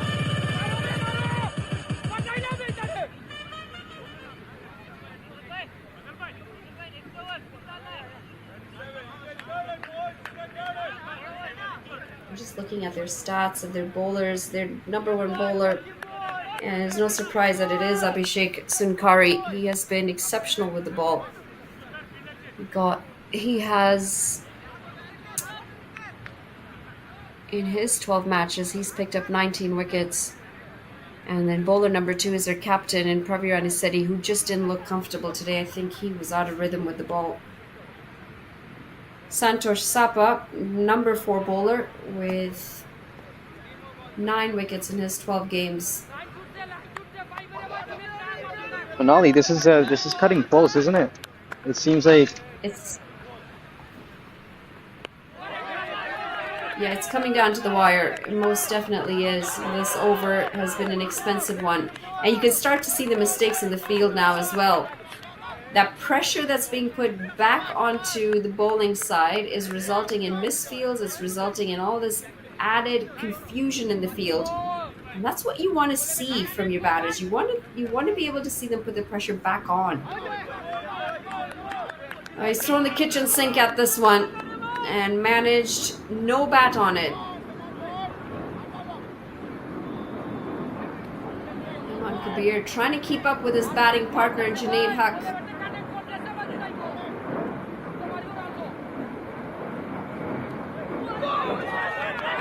This one's kept very low. It's been a round off the Manali, 17th whose side over are with you the on dot. right now? It's a very difficult question, Priyanka, I'm not going to lie. Sixers 114 for 7. They need 36 more in their 3 overs. Mathematically doable at 12 runs and over. When you're 7 wickets down, though, there's still that element of we're into our tail end. We're relying on our bowlers to get these runs. So there's that element of the unknown, I suppose. I still feel like the Knights are going to be able to pull this in their favor. I think they have enough bowling and they have enough experience to be able to defend the 36 or the 35 runs that they need. How about you? I think I'm more on the Knights side because they definitely deserve the win of their efforts and the mindset they have. But if Sixers can pull it off from here, I mean, it's going to be a hard competition for them going up. Yes, it is. But I don't know if I'd agree with you if you say the Knights deserve to win. I think the team that ends up on top of it deserves to win at the end of it. I would, however, agree with you that the brand of cricket that the Knights have played in this second innings has been very impressive. You still have to give credit to the bowlers from the Sixers. They did really well in that first innings to chip away at the wickets in the manner that they did. You know, they picked up regular intervals or wickets in regular intervals. They did not allow for partnerships to form. And I think that was key in that first innings. I think we're going to see that innings from their captain, Pravir Anisetti, is going to be the difference here. 2 runs picked up. As we see Faisal come back into the attack, or correction, be introduced in the attack. He comes in for his first over. Did you manage to see the fielder's effort in that last shot? I did. I'm amazed that he was able to get that much power into the throw while he was on the ground. I was watching the I'm same not sure thing. how he did ended do up that? sitting that way.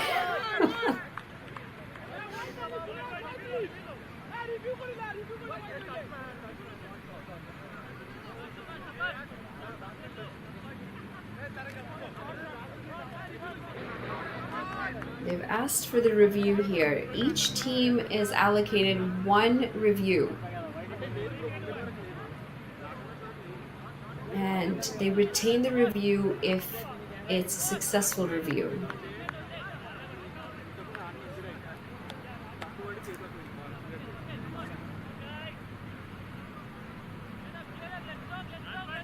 Let's just wait to hear from the umpires.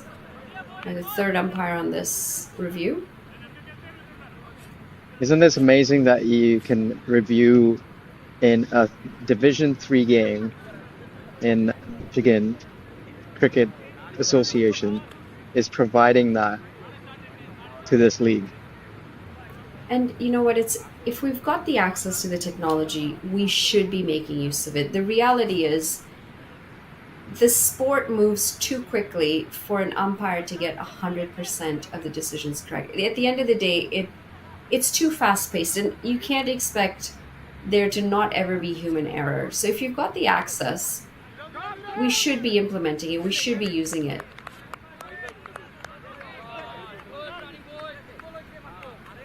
I'm just going to be back to the action. I don't think they were able to actually take a look at that review. We might have just had some technical difficulties there.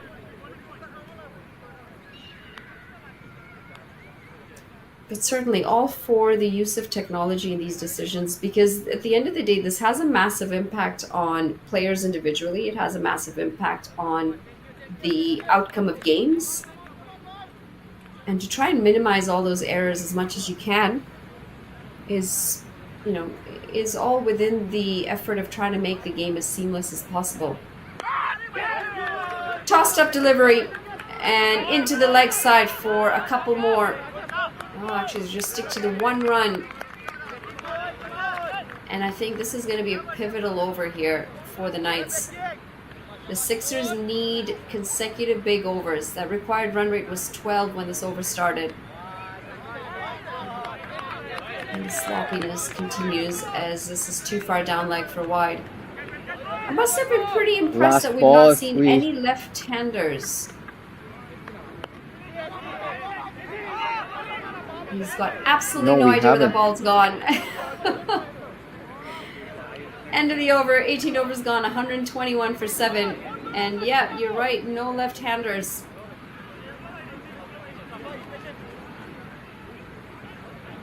Not even, there was no left arm bowlers. I don't think we saw any left arm bowlers either. Pretty impressive to not have a single left-handed player.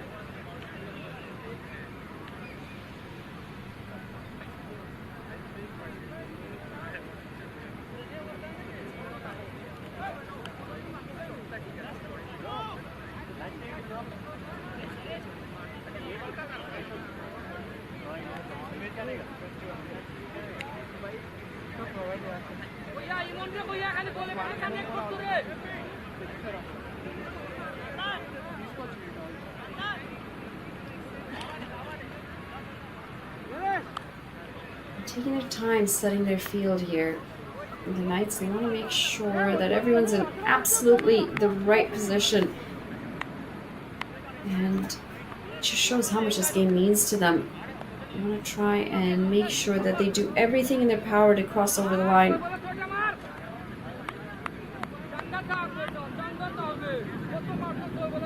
Two sixes in this over will bring the game back. No timing. Slapped into the offside, and they'll scamper across for a single.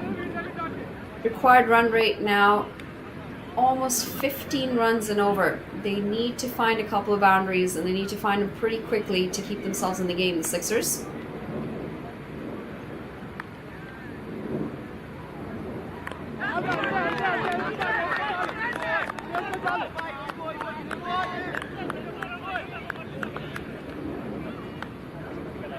He's found his line and leg, Santosh ready in his second spell. He's been able to put a lot of those struggles from the first spell behind him.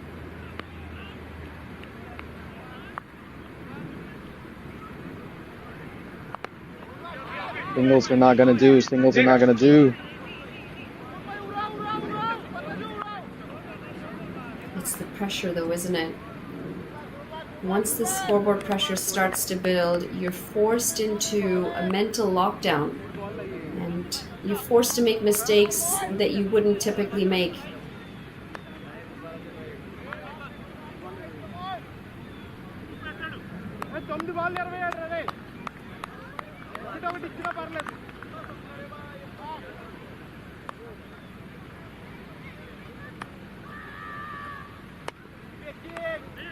That's really good bowling. Heaved That's into the really leg good bowling by side. Swantan. He's kept it very tight. Tight line and length. Not allowed for much room for the batters to be able to swing it away.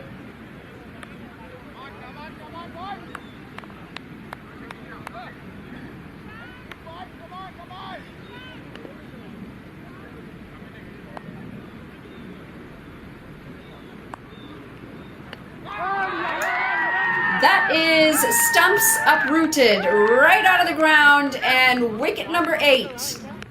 Snothin Reddy has continued to build the pressure, and it pays off in the form of his 3rd wicket. It's Iman who's going to have to walk back, and they still need 27 more runs here, the Sixers. It's a big moment, and that pressure is going to continue to build with this 8th wicket. The Sixers 123 for 8. And I think that's also going to bring on some more rain, as we can hear it in the backdrop and just see it in the backdrop as well as Iman walks off. Gone for 7 off 10.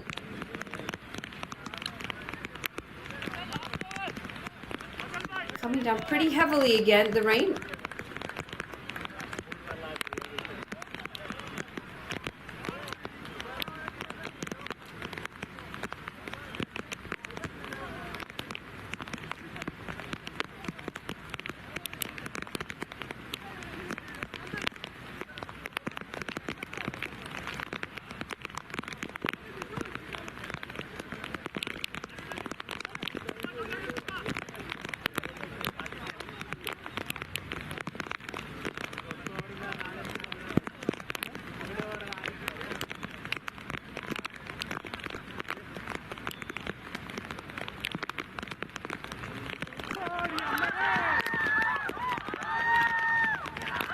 Dream delivery if you're a bowler. As we see the stumps uprooted. Didn't get the chance to introduce a new batter, as we see back-to-back wickets, and Snothin Reddy's on a hat trick. Tamzit gone for a duck off his first delivery. And they're now 123 for 9, the Sixers. You'd assume they're not going to cross over the line here, and it will be the Knights who win this contest. There is 1 over to go. Par score 140, according to the DLS calculations, and they're quite a distance away from that still. The Sixers sitting at 123 for 9. 1 wicket away, and they want to wrap this up pretty quickly as this rain comes down heavier and heavier with every passing minute.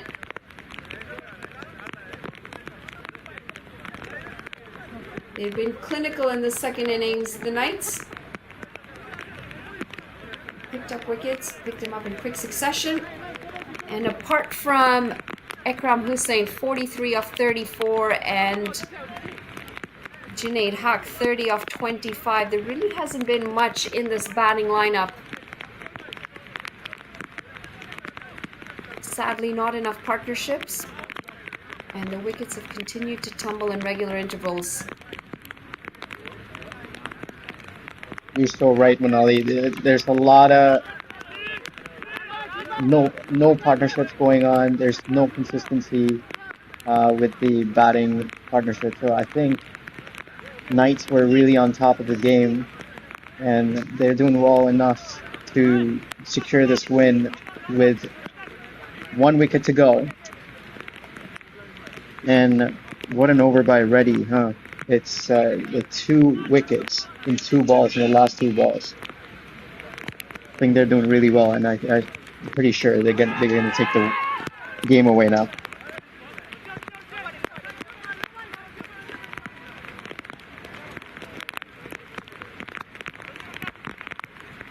Yeah, they've been too good in the 2nd innings, and I think the fielding's been the biggest difference. They've put on the pressure consistently. The dot ball pressures continue to build. Those last 2 wickets were identical in seeing the 2 stumps fly out of the ground.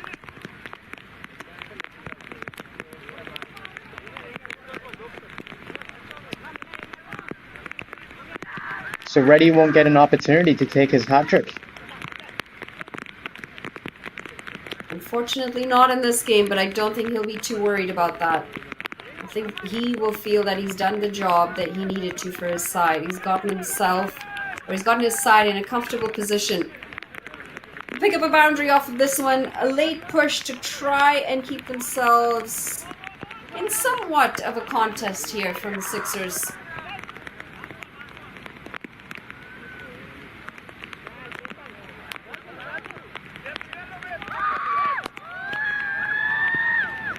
And make that the final straw in the hat. That's going to round off the game.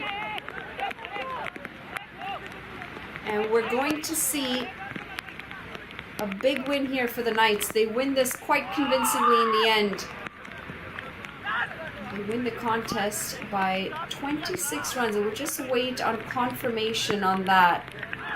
I believe our scorer is still updating the score, but truly dominated this contest in the second innings. The Knights struggled with the bat, but they knew they had enough in their bowling. They knew they had enough in their fielding to be able to restrict the Sixers from getting to 150 runs. In the end, they crossed over the line in emphatic fashion, picking up wickets and closing the deal in this important contest. Handshakes all around. And big smiles for at least one of these sides.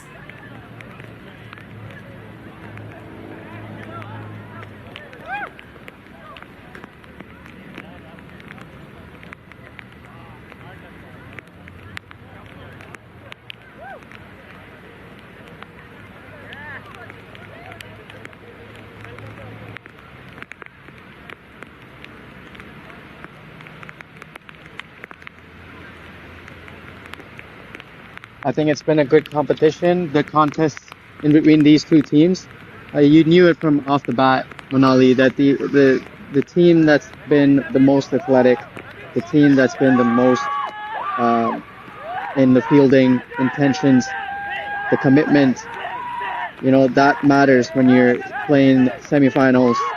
And again, hats off to the captain, playing some amazing knock and making it happen for the team. He held it down from one end, and then Salman coming in and doing the deeds for the team as well to get the run rate up. It was a great game altogether, and I think the team that was putting all the effort deserved it. Yeah, absolutely. In confirmation, as we look at the match summary, it was the captain's show today with the bat. Parveen Anisetti, 71 off 63, got his side going. A couple of good partnerships with both Salman and Rakesh as well, and helped his side get to 149. The bowling was good from the Sixers today. Mahfouz leading the charge with 3 wickets for his 26 runs. Ikram 1 for 29, handy with the bat as well from him. And Rahim 1 for 34. In reply, the Sixers just didn't have enough in the bank with the bat. Ikram 43 off 34, handy knock, ran out of partners on the other end. Junaid, similar position, 30 off 26. And Nasim, it was the bowlers though who dominated the second innings. And Nathan Reddy 4 for 18, Abhishek 3 for 15, and Raj 1 for 14. They win this contest in some fashion here. The Knights, they are winners, and they win by 18 runs at the end of this 20-over game. We're going to say goodbye for now. We hope you enjoyed the coverage. This is Manali Patel alongside Priyank Chauhan, and we will see you at the next game. Thank you for joining us.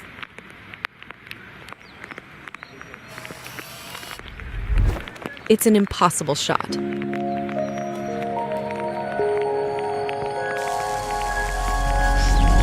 Sometimes creativity and innovation are all it takes to achieve the impossible. Yash Technologies, more than what you think.